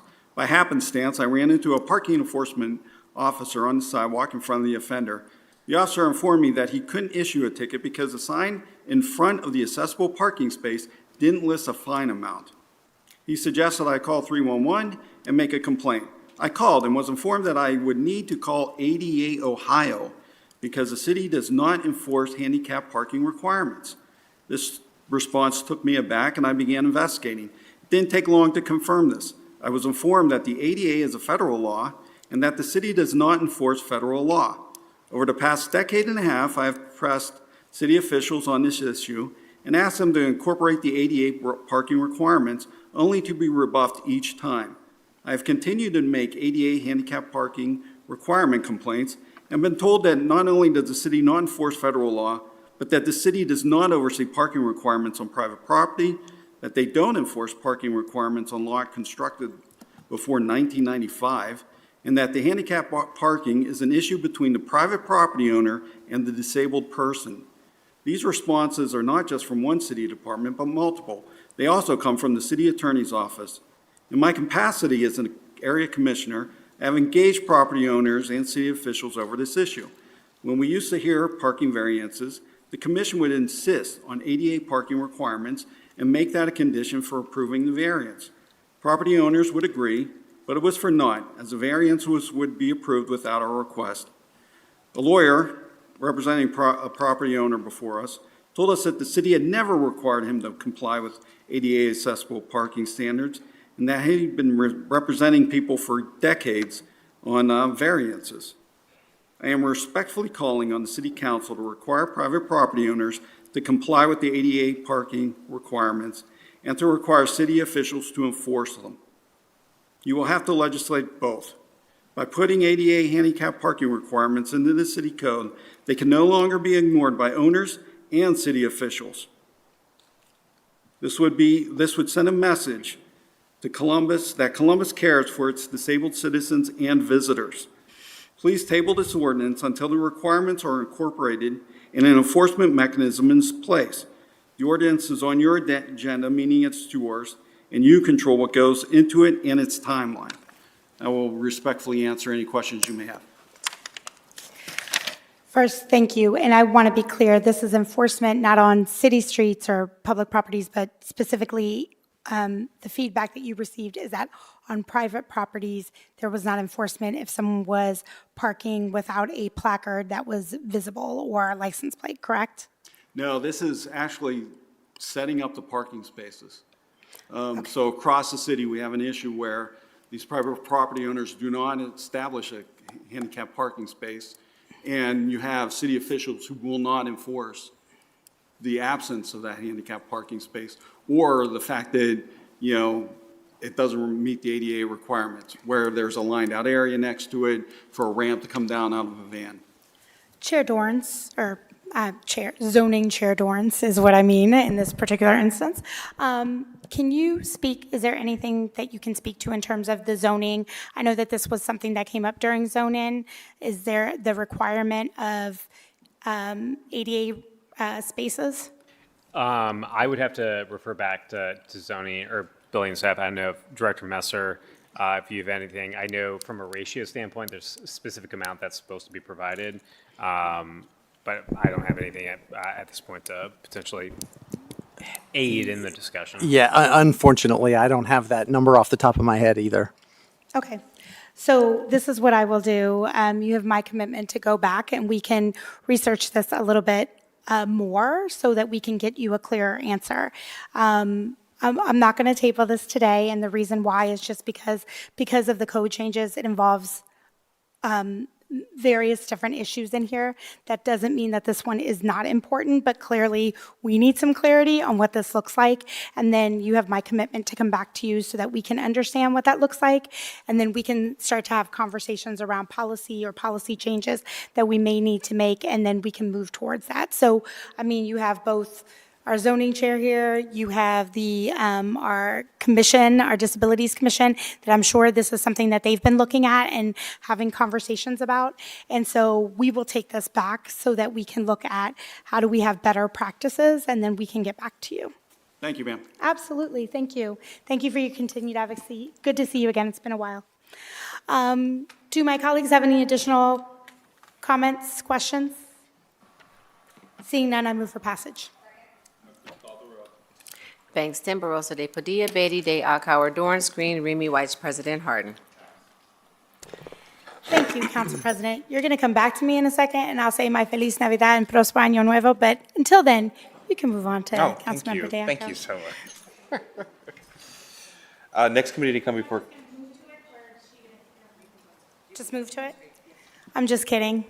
There you go. Sorry, this side of the dais, we're a little slow today. and I'm just here. It's only 8:30, guys, sorry. Okay, you missed a whole ordinance. May I move to page 23 in Neighborhood Recreation and Parks? Thank you. Sorry, just kidding. Page 2 in Neighborhoods, Recreation and Parks. Thank you. Thank you, Councilmember Wedge, for keeping us all honest this evening. Ordinance 3435, 2025, to authorize the city clerk to enter into grant agreements with the Community, Refugee, and Immigrant Services Incorporated, Jewish Family Services, and ETSS to authorize an an appropriation and expenditure from the Neighborhood Initiative Subfund to authorize the payments of non-food-related program expenses to allow food and/or non-alcoholic beverage expenses incurred after the effective date of the ordinance and to declare an emergency. As a budget earmark this year, I set aside dollars directly for our immigrant and refugee communities. At a time when federal changes threaten their stability, our city must step up and ensure that families experience sudden cuts to assistance do not fall through the cracks. The purpose of this legislation is to provide financial support to 3 community resettlement agencies for outreach and support regarding food and housing insecurity specifically. The 3 resettlement organizations, CHRIS, Jewish Family Services, and ETSS, will use this assistance to address food and housing insecurity in light of recent cuts to SNAP for immigrant and refugee community members in need of assistance. Increasingly, federal policies cut out these communities. Each organization will receive $67,000 to provide services for housing. And like I said, because of the changes to SNAP, Columbus stands with its immigrant and refugees communities, ensuring that they build stable and healthy lives in our cities.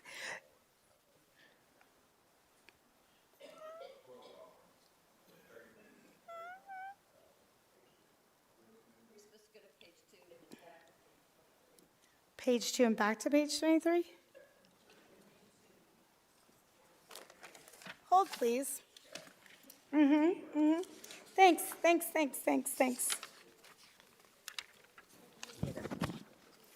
Which one? That's hers. This one's yours. Oh. Okay.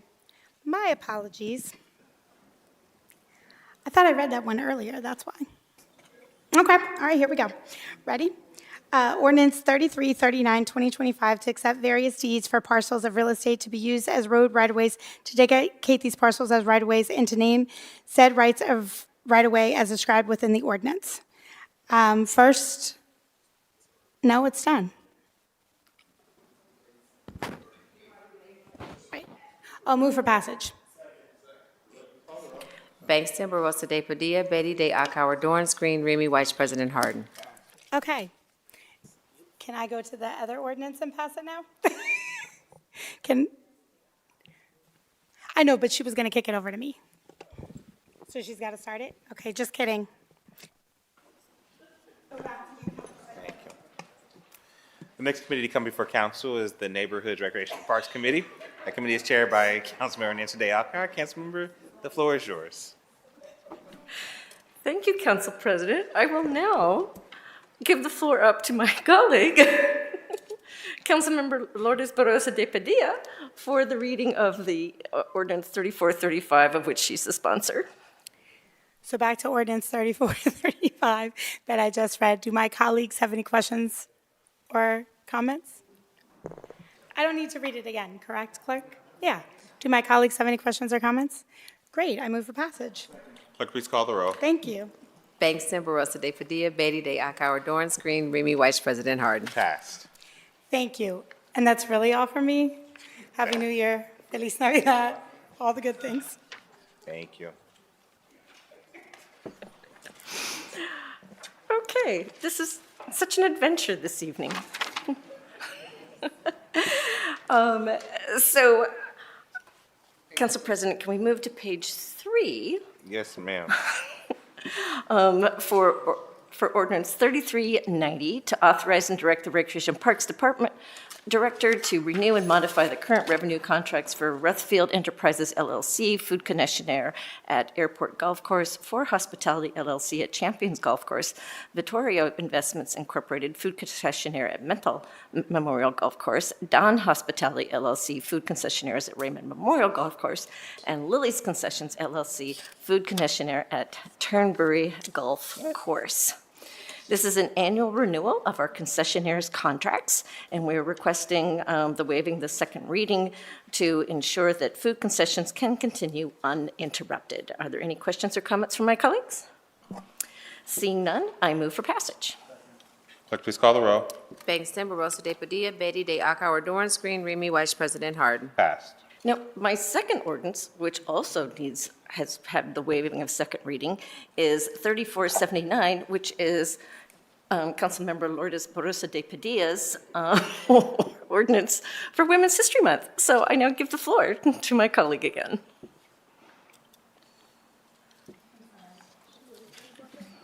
I think we already done.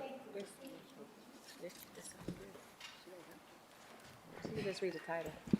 Y'all. She didn't have the title. She didn't read the title.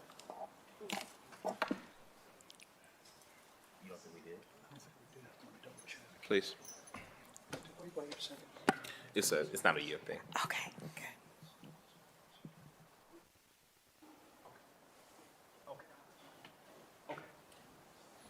Okay, now you're good. Thank you. Thank you. Seriously. You can read it. Okay. Apologies.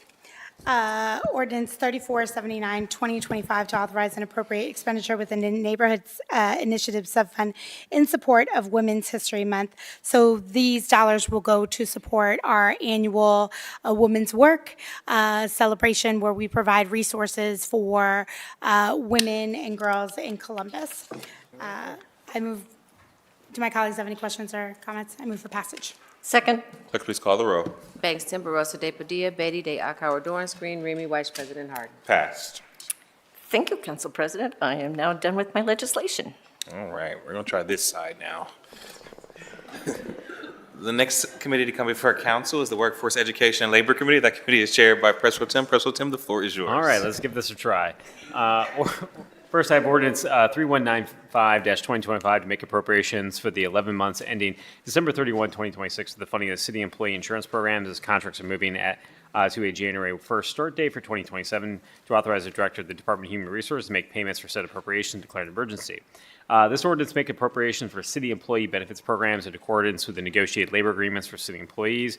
Cost estimates for 2025 claims and fee runout and 2026 claims administrative fees are based upon the 2023 to 2025 benefit fund expenditures using a weighted average of actual city utilization and expected changes to union negotiations. Input from insurance carriers in conjunction with industry trends and actuarial services are also key factors. The revenue for the 2026 benefit fund includes the 2026 department budget amendments, employee premiums, COBRA premium deposits, medical prescription drug rebates. Emergency action is requested to ensure the health insurance program for city employees as soon as contractually possible, thereby maintaining continuity of service. Any questions from my colleagues? Seeing none, I move for passage. Bangston, Barosa de Padilla, Beatty, De Akauer, Dorance Green, Remy Weiss, President Harden. Thank you. Next, we have ordinance 3367-2025 to authorize the Director of Department of Human Resources to enter a contract with United Healthcare Services, Inc. and to provide all run-out claims and administrative fees for medical RX and COBRA benefits, or COBRA programs from February 1st, 2026 through January 31st, 2027, to authorize expenditure of $44,235,000 in the Employee Benefit Fund, or so thereof, as much necessary to pay the cost of said contract, waive competitive bidding provisions of the Columbus City Codes, and declared emergency. This ordinance authorizes the Director of Department of Human Resources to enter a contract with United Healthcare Services, Inc., and provide all run-out claims and administrative fees for medical RX COBRA program from February 1st, 26th through January 31st of 2027. Emergency action, again, is requested to ensure the program for city employees and eligible terminated participants can commence as soon as contractually possible, thereby maintaining continuity of services. Any questions? Seeing none, I move for passage. Please call the roll. Bangston, Barosa de Padilla, Beatty, De Akauer, Dorance Green, Remy Weiss, President Harden. Thank you. Next, we have ordinance 3369-2025 to authorize the Director of Human Resources Department to enter a contract with community insurance company doing business with Anthem Blue Cross and Blue Shield to provide all eligible employees in medical and tobacco cessation programs and eligible termination participants with COBRA coverage from February 1st, 2026 through December 31st, 2026 to authorize the expenditure of $139,674,000 in the Employee Benefit Fund or as much thereof as necessary to pay the cost of said contract and PCOR fees and declare emergency. This ordinance authorizes the Department of Human Resources to enter a contract with Anthem Blue Cross and Blue Shield and provide funding for February 1st, 2026 through December 31st, 2026. Cost estimates for the contract are weighted on weighted 2023, 24, and 25 benefit fund expenditures using the weighted average of the actual city utilization. Expected changes due to union negotiations as well as input from the city's employee benefits and wellness consultant. Emergency actions requested to ensure that the programs that the city employees and eligible terminated participants can commence as soon as contractually possible, thereby maintaining continuity of service. Any questions for council, my colleagues? Yes, I do. For the Director Moses. How do these two, the previous ordinance and this one, how do they work together, and what type of employees fall into each category? Or former employees fall into each category, particularly with COBRA? Councilmember Harden, members of cabinet, members of council, excuse me. So the series of legislation you have, 3195 is for the total funding of our employee benefits fund. The prior ordinance was for the run-out claims, so incurred but not yet paid or not yet billed from United Healthcare. This piece of legislation, 3369, is for the new vendor, Anthem. It's on an 11-month contract through December 31st of we're moving to annual contracts, so it's an 11-month authorization for funding, and then it'll go on those annual terms. So this is for folks on COBRA, this is for current employees, and does that answer your question? Yes, it does. Thank you very much.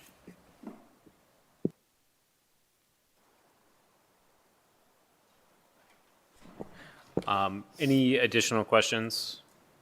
Seeing none, I move for passage. Please call the roll. Bangston, Barosa de Padilla, Beatty de Akauer, Dorance Green, Remy Weiss, President Harden. Thank you, Council President. Moving on to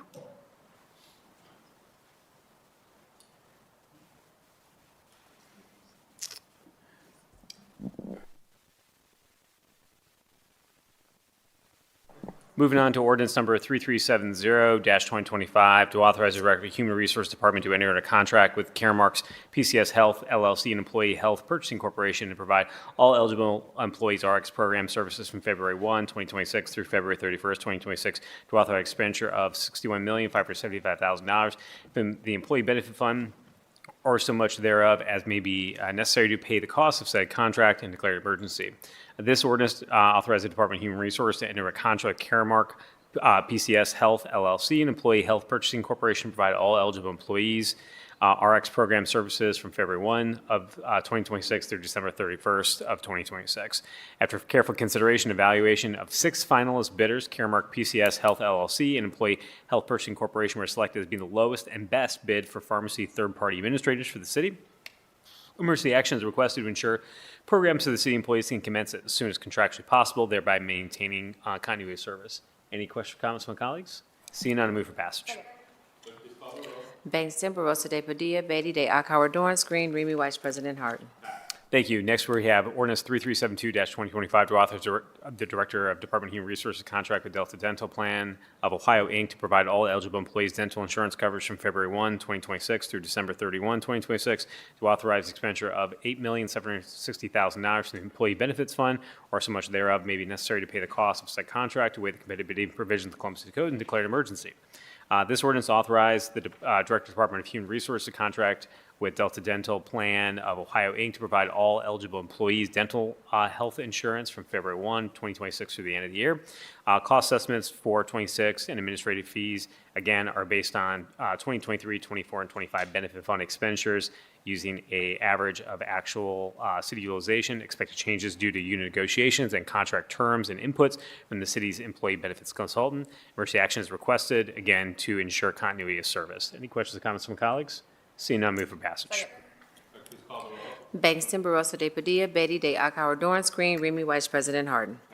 Thank you. Next, we have ordinance 3374-2025 to authorize the Director of Department of Human Resources to enter a contract with the iMed Vision Care LLC, a wholly owned subsidiary, First American Administrators, Inc., to provide all eligible employees vision plan administrators from February 1, 2026 through December 31, 2026 to authorize expenditure of $1,319,000 from the Employee Benefit Fund or so much thereof as may be necessary to pay the cost of said contract and declare an emergency. This ordinance authorizes, again, the Department of Human Resources to enter a contract with iMed Vision Care and wholly owned subsidiary First American Administrators, Inc. to provide all eligible employees vision plan administration from February 1st, 2026 through the end of that year. Cost estimates, again, are based upon the 2023 to 2025 benefit fund expenditures, again, using an average of actual city utilization and expected changes due to union negotiations and additional input from our consultants. Emergency action is requested to ensure, again, continuity of service. Any questions or comments from my colleagues? Seeing none, I move for passage. Bangston, Barosa de Padilla, Beatty, De Akauer, Dorance Green, Remy Weiss, President Harden. Thank you. Next, we have ordinance 3375-2025 to authorize the Department of Human Resources contract with Hartford Life and Accidental Insurance Company to provide all eligible employees short-term disability insurance coverage from February 1, 2026 through December 31st, 2026 to authorize expenditure of $4,200,000 in employee benefit fund or so much thereof as may be necessary to pay the cost of said contract to waive competitive bidding provisions of Chapter 329 of the Columbus City Codes and declared emergency. Again, this ordinance authorizes the Director of Department of Human Resources to contract with the Hartford Life and Accidental Insurance Company to provide all eligible employees short-term disability insurance from February 1st, 26th through the end of the year. Cost estimates, again, are based on 2023 to 2025 benefit fund expenditures using an average of actual city utilization, expected changes due to union negotiations as well as input from insurance carriers from the city's employee benefits consultant. Emergency actions requested, again, to ensure continuity of service. Any questions or comments from my colleagues? Seeing none, I move for passage. Bangston, Barosa de Padilla, Beatty, De Akauer, Dorance Green, Remy Weiss, President Harden. Thank you. Next, we have ordinance 3376-2025 to authorize the Director of Department of Human Resources contract with the Hartford Life and Accidental Insurance Company to provide all eligible employees life insurance coverage from February 1, 2026 through December 31st, 2026 to authorize the expenditure of $2,300,000 from the Employee Benefit Fund or so much thereof as may be necessary to pay the cost of said contract to waive competitive bidding provisions of the Columbus City Codes and declared emergency. This ordinance authorizes the Director of Human Resources contract with the Hartford Life and Accidental Insurance Company to provide all eligible employees life insurance coverage from February 1 of 2026 through the end of that year. Cost estimate for 2026 is based upon the 2025 benefit fund expenditure and expected changes due to union negotiations. Emergency action is requested to ensure the life insurance program can commence as soon as possible and maintain continuity of service. Any questions or comments from my colleagues? Seeing none, I move for passage. Bangston, Barosa de Padilla, Beatty, De Akauer, Dorance Green, Remy Weiss, President Harden. Thank you, Council President. May I move on to Rules and Policy? Thank you. In Rules and Policy, I have ordinance number 3379-2025 to amend Chapter 329 of the Columbus City Codes to provide clarity to vendors regarding responsible wage requirements in the city codes. This amendment clarifies that an explanation of responsible wage provisions, including the current responsible wage at the time of contract's execution, shall be included in all relevant city contracts. This change is meant to help vendors avoid accidental noncompliance with these provisions of the code. The current responsible wage for employees working on city contracts is currently $21.33 an hour, equal to the lowest paid full-time city employee. I want to thank Kirsten Nastosi from our Legislative Research Office who drafted this code change on short notice and has worked very hard with my office to make sure that all contractors are aware of their obligations. We sort of identified some instances in which maybe this was not as clear to vendors as it should be. And if we're going to ask our vendors to do the right thing by their workers who are doing work on behalf of the City of Columbus, we should be very clear with those expectations at the time that we contract for those services, which is why we brought this amendment forward here tonight. Any questions or comments from my colleagues? Seeing none, I move for passage. Second. Bangston, Barosa de Padilla, Beatty, De Akauer, Dorance Green, Remy Weiss, President Harden. Thank you. And Council President, may I move back to page 23 to read an additional ordinance from the Workforce Education Labor Committee? Page, Thank you. page 3. Page 3. Page 3, I'm sorry. That ordinance is, again, ordinance 3230-2025 to establish a general budget reservation support of scholarship and education costs for students and parent workshops and supply drives for K-12 age students and their families. This legislation is sponsored by my colleague, Councilmember White, who I would like to turn the floor over to. Councilmember? Thank you, President Pro Tem. This ordinance authorizes the city auditor to encumber funds for a contract which will support education programming for Columbus students and families. Would you like me to call for passage? or ask? If you'd like to. Any questions, comments from my colleagues? Seeing none, I move for passage. Actually, Councilmember, I'm going to jump in there to waive second reading. We've already waived. Oh, We've we're already waived. waiving. All right. Then, Councilmember, the floor is yours still. And I will again move for passage. Second. Bangston, Barosa de Padilla, Beatty de Akauer, Dorance Green, Remy Weiss, President Harden. Thank you, Councilmember White. That's all I have for my committees tonight, Council President. Thank you. Thank you, President Pro Tem. Next committee to come before council is the Health and Human Service and Equity Committee. That committee is chaired by Councilmember Green. Councilmember, the floor is yours. I feel like this agenda tonight is like the legislative version of like the whiteboard in A Beautiful Mind, you know? It just is like kind of like all over the place. Anyways, all right. Whoa. Hello.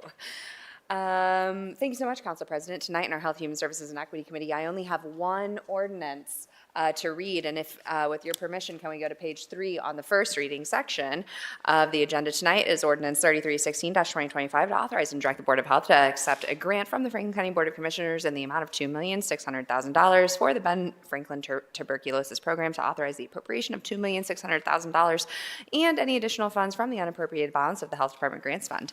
The Ben Franklin TB Program provides comprehensive services for screening, diagnosis, treatment, and control of TB. That stands for tuberculosis infection and disease, averaging 1,800 to 2,000 clinical visits annually. Services are provided to all Franklin County residents confirmed with or suspected of having TB disease, and residents who have been exposed to an infectious TB disease.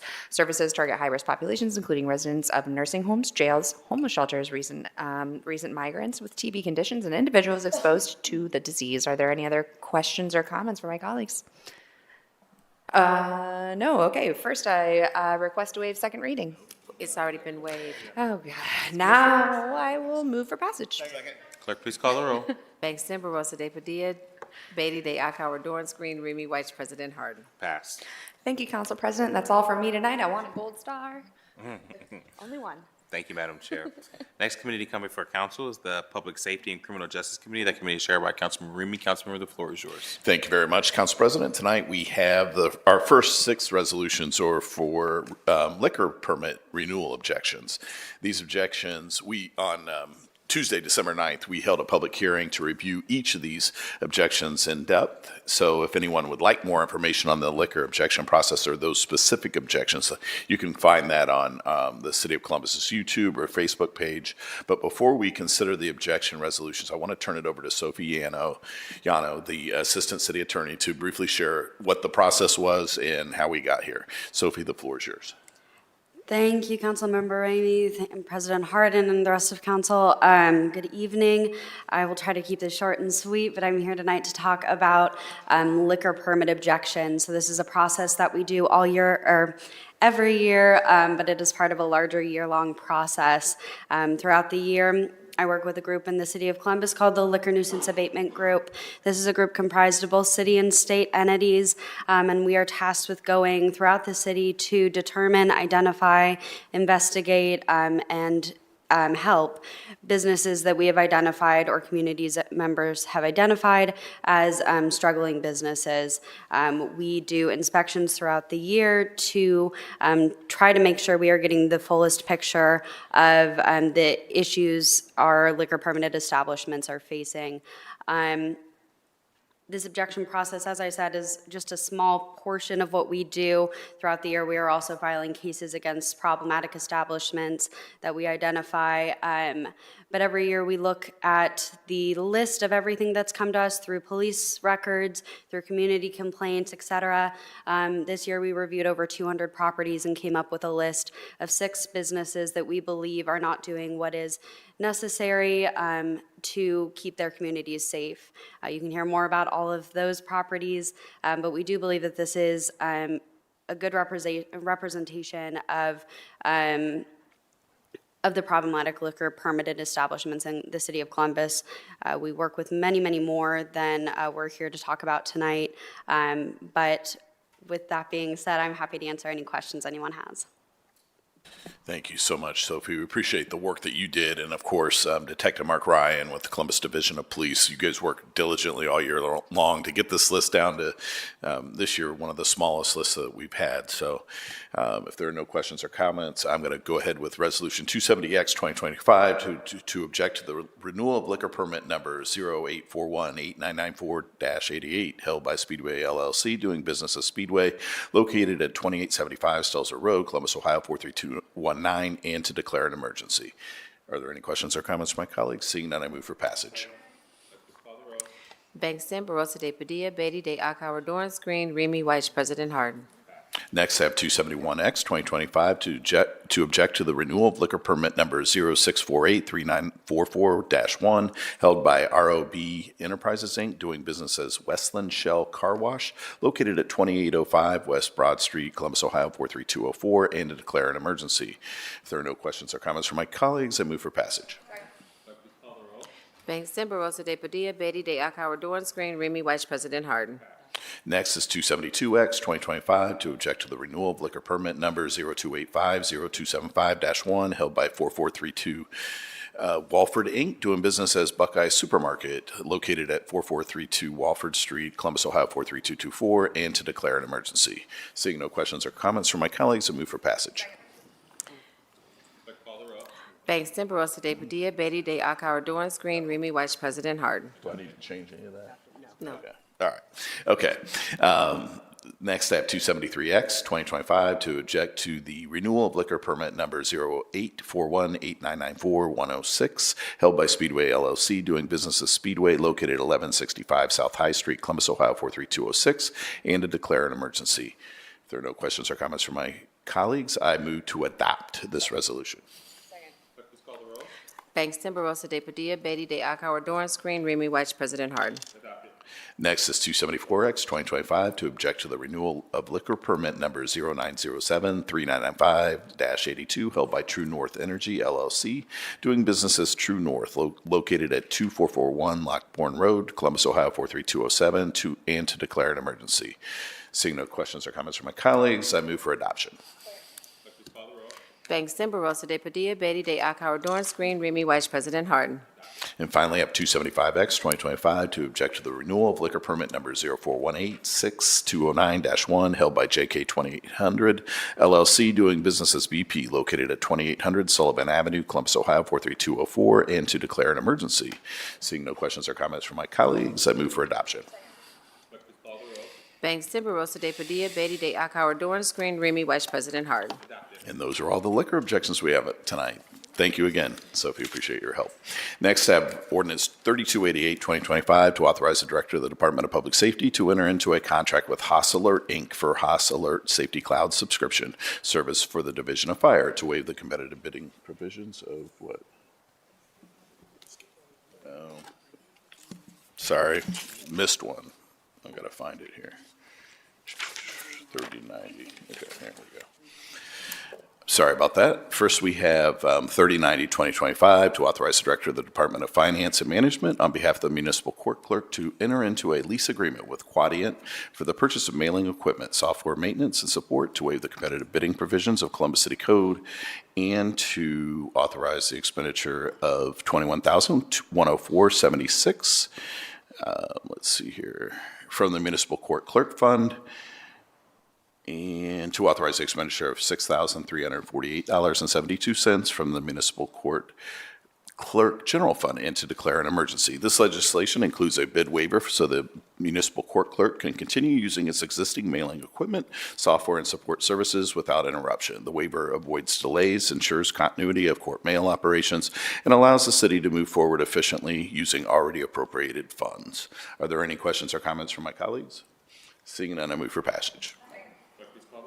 Bangston, Barosa de Padilla, Beatty de Akauer, Dorance Green, Remy White, President Harden.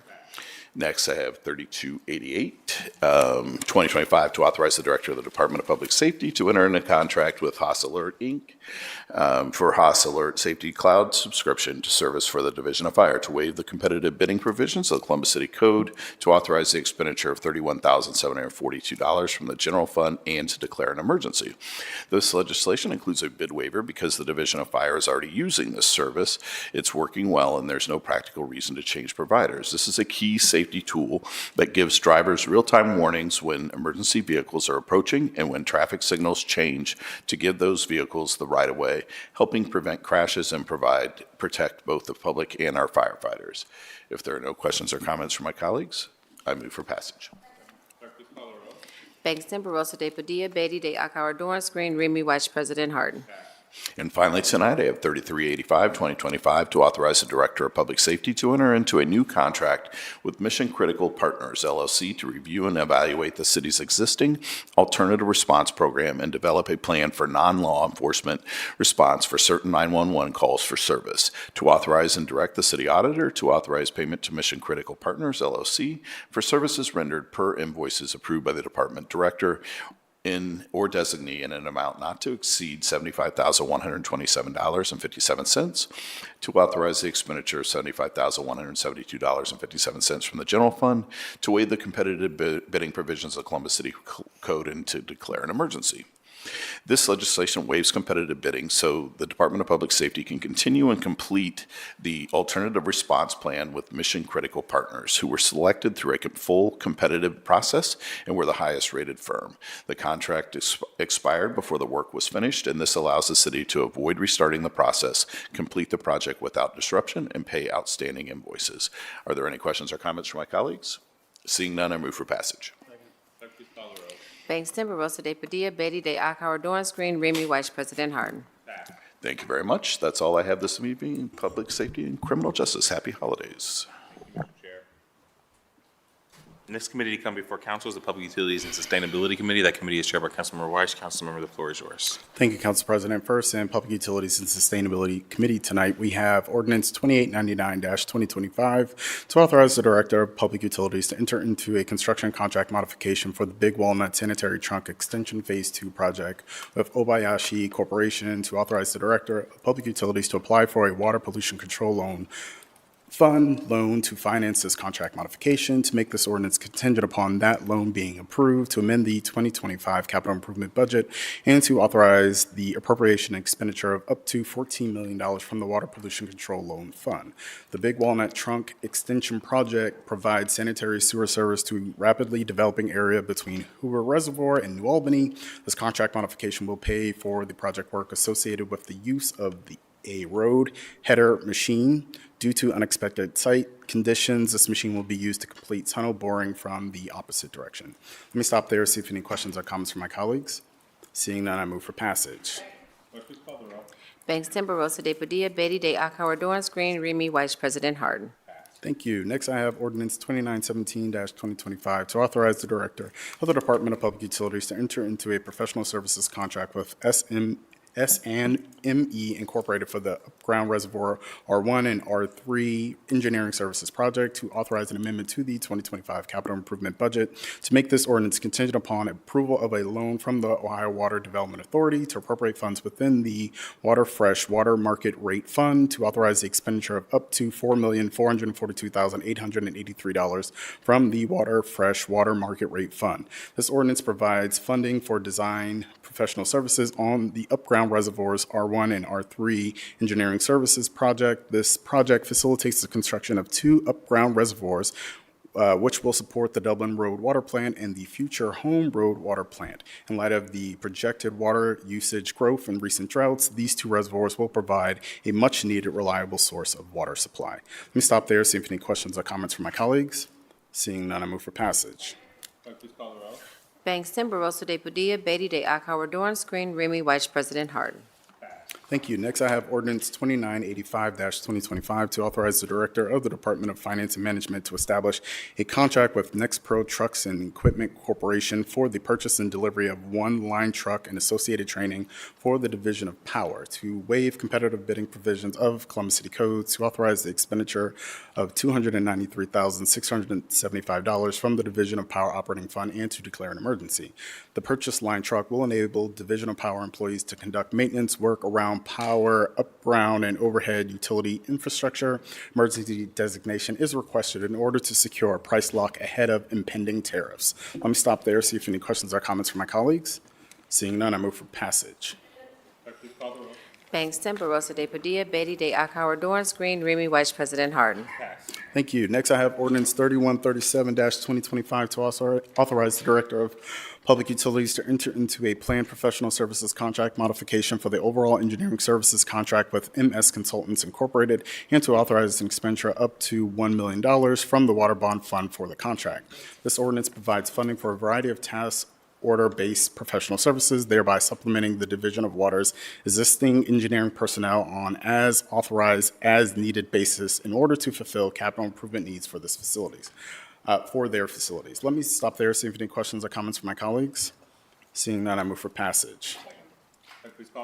Bangston, Barosa de Padilla, Beatty de Akauer, Dorance Green, Remy Weiss, President Harden. Thank you. Next, I have ordinance 3189-2025 to authorize the Director of Public Utilities to enter into a construction contract with Claypool Electric Incorporated for the Southerly Water Reclamation Plant Variable Frequency Drivers and Harmonic Filter Upgrades Project, to authorize an amendment to the 2025 capital improvement budget to appropriate funds within the Water Pollution Control Loan Fund, to make this ordinance contingent upon the Ohio Water Development Authority approving a loan for this project, to authorize a transfer of cash and appropriation within the Sanitary Bond Fund, and to authorize an expenditure of up to $12,551,825 from the Water Pollution Control Loan Fund and the Sanitary Bond Fund to pay for this project. This ordinance provides funding for the replacement of numerous variable frequency drivers and harmonic filters at Southerly Water Plant. Replacement is necessary as this equipment is nearing the end of its useful service life and has become increasingly difficult to repair and maintain. This work is part of the city's continuing effort to upgrade its treatment facilities, provide efficient, reliable, and cost-effective operations, and to enhance personnel safety. Let me stop there, see if any questions or comments from my colleagues.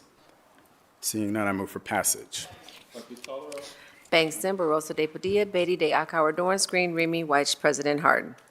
Thank you. Next, I have ordinance 3239-2025 to authorize the Director of Public Utilities to enter into a construction contract with the Elite Excavating Company of Ohio Incorporated for the Germain Drive Area Water Line Improvements Project, to amend the 2025 capital improvement budget, to authorize the appropriation and expenditure of up to $5,809,493.25 from the Water Supply Revolving Loan Account Fund for the contract, to make this ordinance contingent upon the Ohio Water Development Authority approving a loan for this project, and to authorize the expenditure of up to $2,000 from the Water Bond Fund to pay for prevailing wage services. This ordinance provides funding for the Germain Drive Area Water Line Improvements Project, which aims to replace or rehabilitate existing water lines in the northeast and north central communities that have a high break frequency. Replacement of these water lines will improve water service, decrease the burden on water maintenance operations, and reduce water loss. Let me stop there, see if any questions or comments from my colleagues. Seeing none, I move for passage. Bangston, Barosa de Padilla, Beatty de Akauer, Dorance Green, Remy Weiss, President Harden. Thank you. Next, I have ordinance 3327-2025 to authorize the Director of the Department of Finance and Management to establish a contract with Altech Incorporated, doing business as Altech Industries Incorporated, for the purchase and delivery of a HD line truck for the Division of Power, to waive competitive bidding provisions of Columbus City Code, to authorize the expenditure of $464,300.91 from the Division of Power Operating Fund, and to declare an emergency.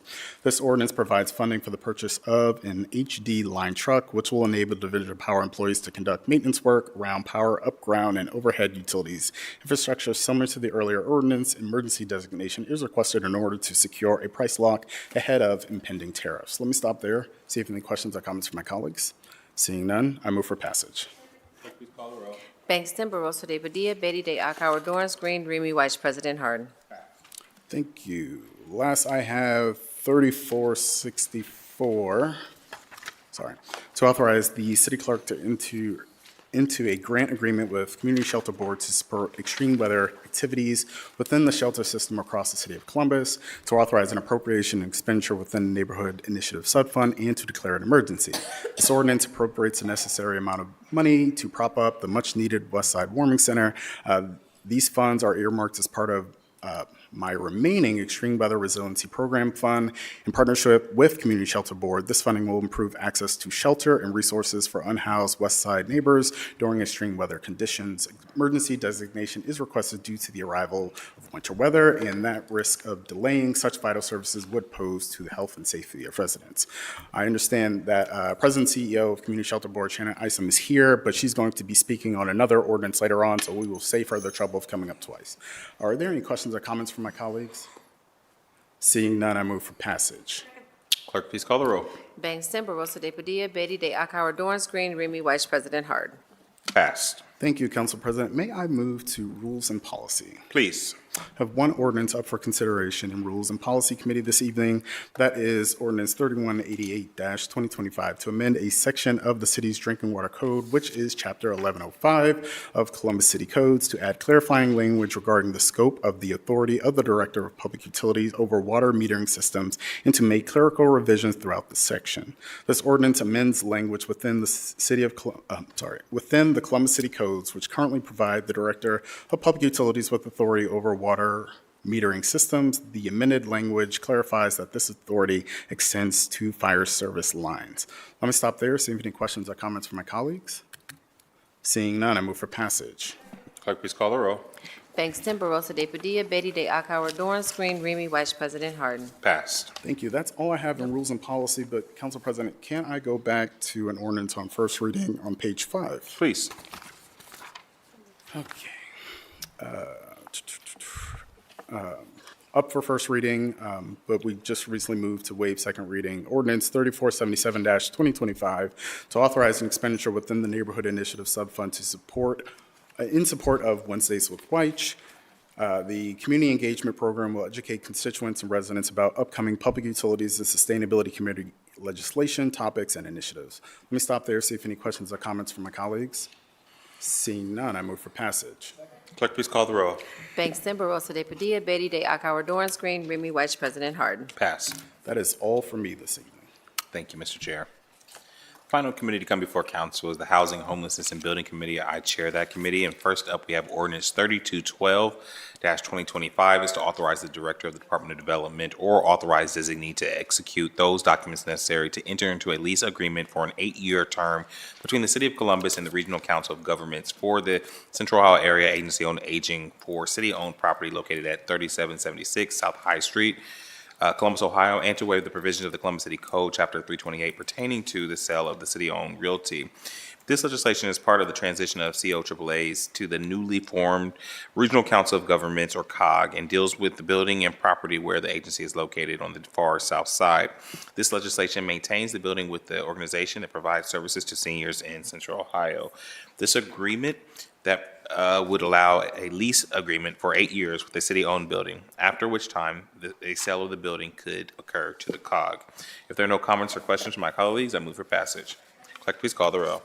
Bangston, Barosa de Padilla, Beatty de Akauer, Dorance Green, Remy Weiss, President Harden. Passed. Next up, we have ordinance 3283-2025 is to authorize the Director of the Department of Development or his designee on behalf of the Department of Public Utilities to execute those documents necessary to enter into a lease agreement by and between the city, CDDC Holdings 37 Ltd. And the River South Authority, as may be required to authorize the appropriation expenditure of $4,819,120 from the Water Operating Fund, to authorize the appropriation expenditure of $1,608,340 from the Stormwater Operating Fund, and to authorize the appropriation expenditure of $5,372,540 from the Sanitary Sewer Operating Fund, and to declare an emergency. This legislation is part of a larger deal that we will be hearing more about in the new year. The Dublin Road Water Plant is undergoing a plant expansion that requires the demolition of the 910 Dublin Road office building. As a result, the Department of Public Utilities is acquiring office space downtown for these employees near the City Hall campus. This lease agreement with the River South Authority would lease approximately 145,000 rentable square feet of office space in the building located at 37 West Broad Street. This lease will last 10 years under DPU and apply towards the purchase price of the parcel. This legislation also is contingent on the future appropriations from the City Council and availability of city funds. There will be subsequent legislation, but this is a lease agreement to allow staff to begin to move into the building. If there are no questions or comments from my colleagues, I'll move for passage. Clerk, please call the row. Bangston, Barosa de Padilla, Beatty de Akauer, Dorance Green, Remy Vice President Harden. Next, we have ordinance 3322-2025. It's to set forth a statement of municipal services and zoning conditions to be provided to the area contained in a proposed annexation, AN 25-027, 15.4 acres in Jefferson Township to the City of Columbus as required by the Ohio Revised Code and declared an emergency. This legislation was postponed at the December 8th meeting to allow for time for the appropriate paperwork to be filed. This is a procedural step in the annexation of land within Jefferson Township to Columbus, and the next step involves presentation of this ordinance to the Franklin County Board of Commissioners. If there are no comments or questions from my colleagues, I move for passage. Clerk, please call the row. Bangston, Barosa de Padilla, Beatty de Akauer, Dorance Green, Remy Vice President Harden. And last in my committee, we have ordinance 3349-2025. It's to authorize the Director of the Department of Development into a not-for-profit service contract with Community Shelter Board, CSB, in the amount not to exceed $2 million for the purpose of supporting winter warming services, and to authorize the appropriation expenditure of up to $2 million from the Housing Business Tax Incentives Fund to authorize the reimbursement of expenditures incurred prior to the approval of these purchase orders, including food and non-alcoholic beverages as operating costs to serve the public purpose for populations experiencing homelessness, housing insecurity, and food insecurity, and to declare an emergency. While I'm speaking, I'd like to invite up my friend, the President and CEO of the CSB, Shannon Isom, to the front. This legislation is funding our community's winter warming services. I'm going to turn the floor over to Shannon Isom. Thank you. Good evening. Good evening. Good evening. Council President Harden and members of Columbus City Council, I would like to thank you all for this time, this moment that we're taking to speak to and think about the winter warming centers. On behalf of the Community Shelter Board, we appreciate your leadership. We certainly appreciate you advancing these critical investments to support winter warming services and extreme weather response across the city of Columbus. Just to remind you, the winter warming centers came out of this body asking for a more excellent response, and tonight's actions reflect exactly that. What we need is a strong, coordinated, and sustained commitment protecting residents experiencing homelessness, housing insecurity, and food insecurity during extreme conditions. I will tell you that this $2 million investment to support these services provides operational backbone of our city's winter response, and it ensures that the winter warming centers and shelters have the resources they need to remain open, to remain responsive and safe when temperatures become dangerous. And every single solitary dollar that is committed, this $2 million plus, goes straight back into community to increase capacity of our response within community. Just as importantly, we are grateful to Council Member Christopher Weiss for his leadership in supporting the creation of the neighborhood-based winter overflow shelter, the $200,000 plus investment to open a neighborhood-based location at Westgate United Methodist Church ensures that not only West Side residents have timely access and safe, warm place, but it also ensures that we have locations in which everyone can access, going towards equity, going towards an approach of thoughtfulness, as well as bringing services closer to people, where people are, and delivered by people who are in community. Thank you for that. While these services meet immediate life-saving needs, they are not an endpoint. I just want to remind this entire body that a coordinated system, winter warming centers and shelters, serve one critical entryway, and that's to connect our people to housing pathways, to connect them to stability, and to support them, to move them closer out of crisis and into permanence, which is housing. Therefore, we are deeply grateful for the council's leadership, your continued trust in CSB as this system leader, and together with our dedicated provider, our partners, our frontline workers, our community workers. It says here we are building, I scratched that out and said we've already built a coordinated response system that ensures every neighbor in every part of our city has access to warmth and to dignity, to protection during winter warming, during the winter weather. So for that, thank you. I am happy to answer any questions. Thank you, Madam CEO. I'm very grateful for you. It is not lost on us that as we speak, we are in one of those emergency situations where our schools were closed today and the court systems halted evictions because of how cold it is. It is very important that as a city, and I will say my continued work will be to ensure that as we think about our support for ending homelessness and supporting those in the community, that having a coordinated years-long strategy around warming centers becomes built-in a process of how we move forward. I was telling a colleague earlier today that no one supports warming centers without losing some blood because it's not easy. When I first pitched warming centers 3.5 years ago, 4 years ago, I tell this story clearly. It did not go well. Someone got hurt in our center. And what I appreciated, that was actually you, when you were first coming in, my first conversations was help save me. Because the community was going, they had concerns, to say it lightly. And what I've appreciated is every year we get a little better at doing this critical work. And so my encouragement, strong encouragement to everyone is let's build this into the process. We know that we need warming centers in emergency situations. The emergencies are only coming more frequent and becoming more severe. And so this is not something that we have to wonder if we need to do. And after doing it for several years, we're learning how to do it better. Yes. So I appreciate your partnership. I appreciate the administration for finding the resources to do this. I appreciate my colleagues for stepping out there and giving some blood too in terms of supporting warming centers.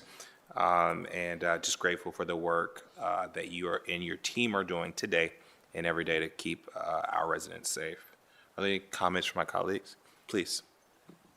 Thank you so much for being here. I think it's appropriate that you are the second to last ordinance tonight, since warming centers and the work of emergency shelters is a 24/7 gig. And so sorry that you got to spend your night with us, but grateful for the work that you're doing. I think Council President is right. Every year we get a little bit better, but last year I think the data is so reflective of how well this coordinated system of warming centers is working, because even though we saw in the point in time count 7% increase in homelessness across our community, we had all-time low numbers of unsheltered homelessness of people on the land.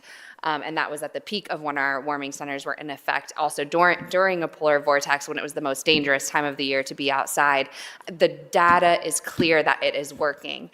I'm so grateful to you and the partners at CSB. It is your mission to end homelessness, and you live that and you breathe that every single day. But I just want to be very clear, it's our jobs to end homelessness. It's your mission, it's our jobs as elected leaders in the city to be accountable to this issue.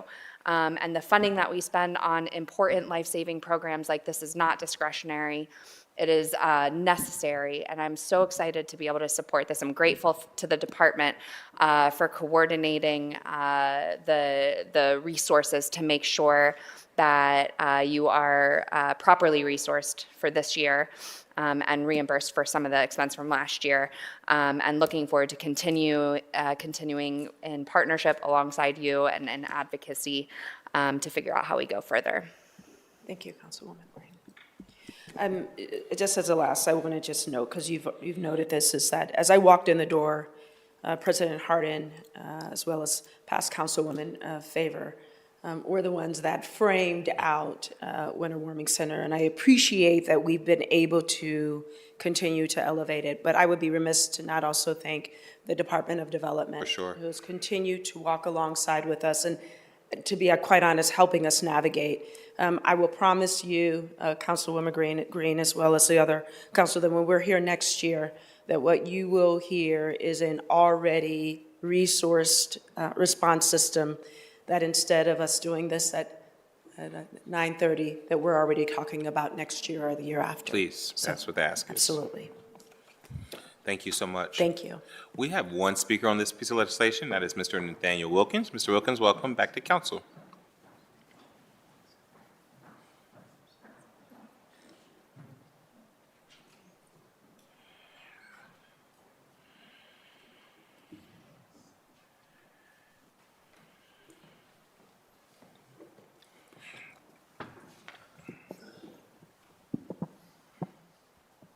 (1612) Arlington Avenue, Mr. Lathan George Wilkins.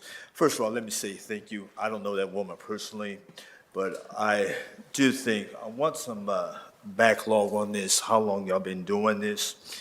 I do see a lot of people out there on Morris Road.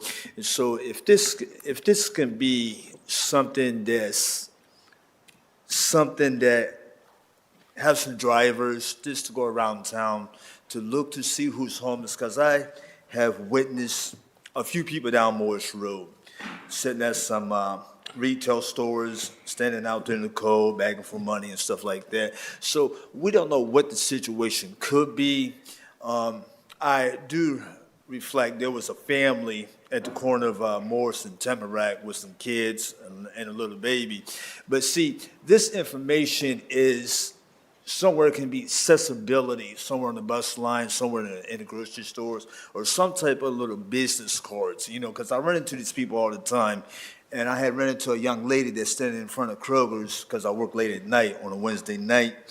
And I kind of asked her, I said, where are you going? Because she's homeless. And so, looking at some entity up in the North End where you have a lot of these people that's scattered all along Morris Road, different business, doing late night hours, in the morning hours. And so as I go to work in the morning, there's a young kid standing out there with a little dog. I don't know where he's coming from, and again, it kind of bothers me where we have to have more resources in this community or somewhere along these corridors. So again, thank you again. I would just like to have some backlog on this to know how long y'all been doing this. Thank you for your time.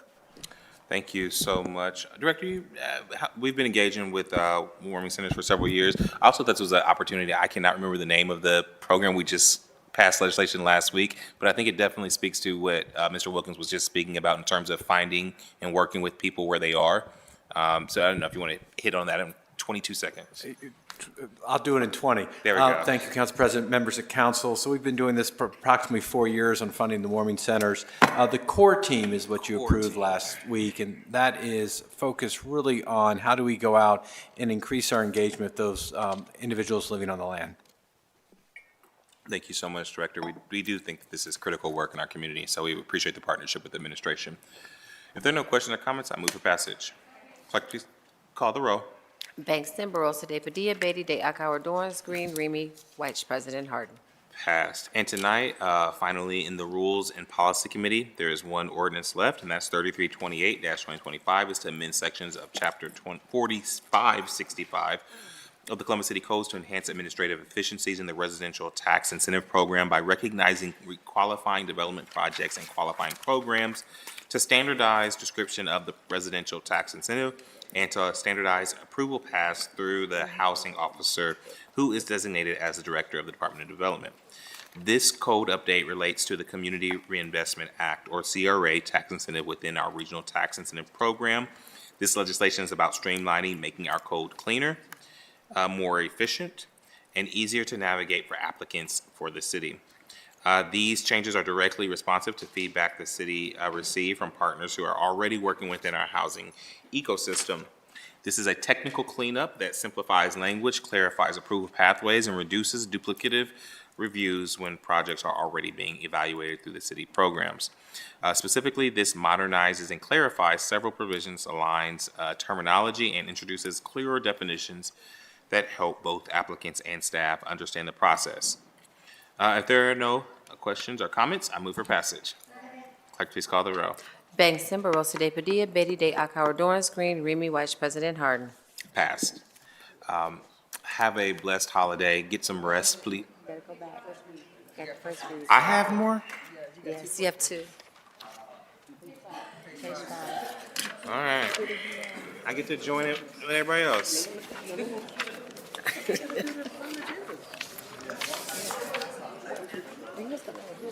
You're going to have to walk me through this because none of my notes. Okay. So what page are we? We're on page 5. Ordinance 2859. 3477? Yep, 3477, right? Numbers, we're on 2859. 2859. All right. You might want to stick close. No. The next ordinance to come before council is ordinance 2859-2025. Is to authorize the director of the Department of Development to modify 3 not-profit service contracts with Franklin County Public Health, Treasurer of Franklin County, to extend the agreement term from December 31st to 2025 to December 31st, 2026. If there are no questions or comments, I'll move for passage. Clerk, please call the row. Bangston, Barosa de Padilla, Beatty de Akauer, Dorance Green, Remy Weiss, President Harden. And I think finally, we have ordinance 3340-2025 to amend various sections of Columbus Building Code Title 41 relating to the home improvement contractor HIC license requirement. If there are no further questions, I'll move for passage. Clerk, please call the row.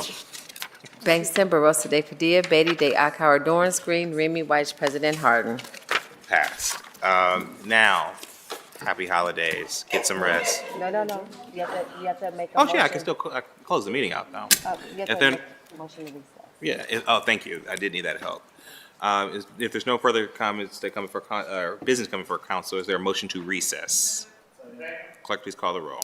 Bangston, Barosa de Padilla, Beatty de Akauer, Dorance Green, Remy Weiss, President Harden. Thank you.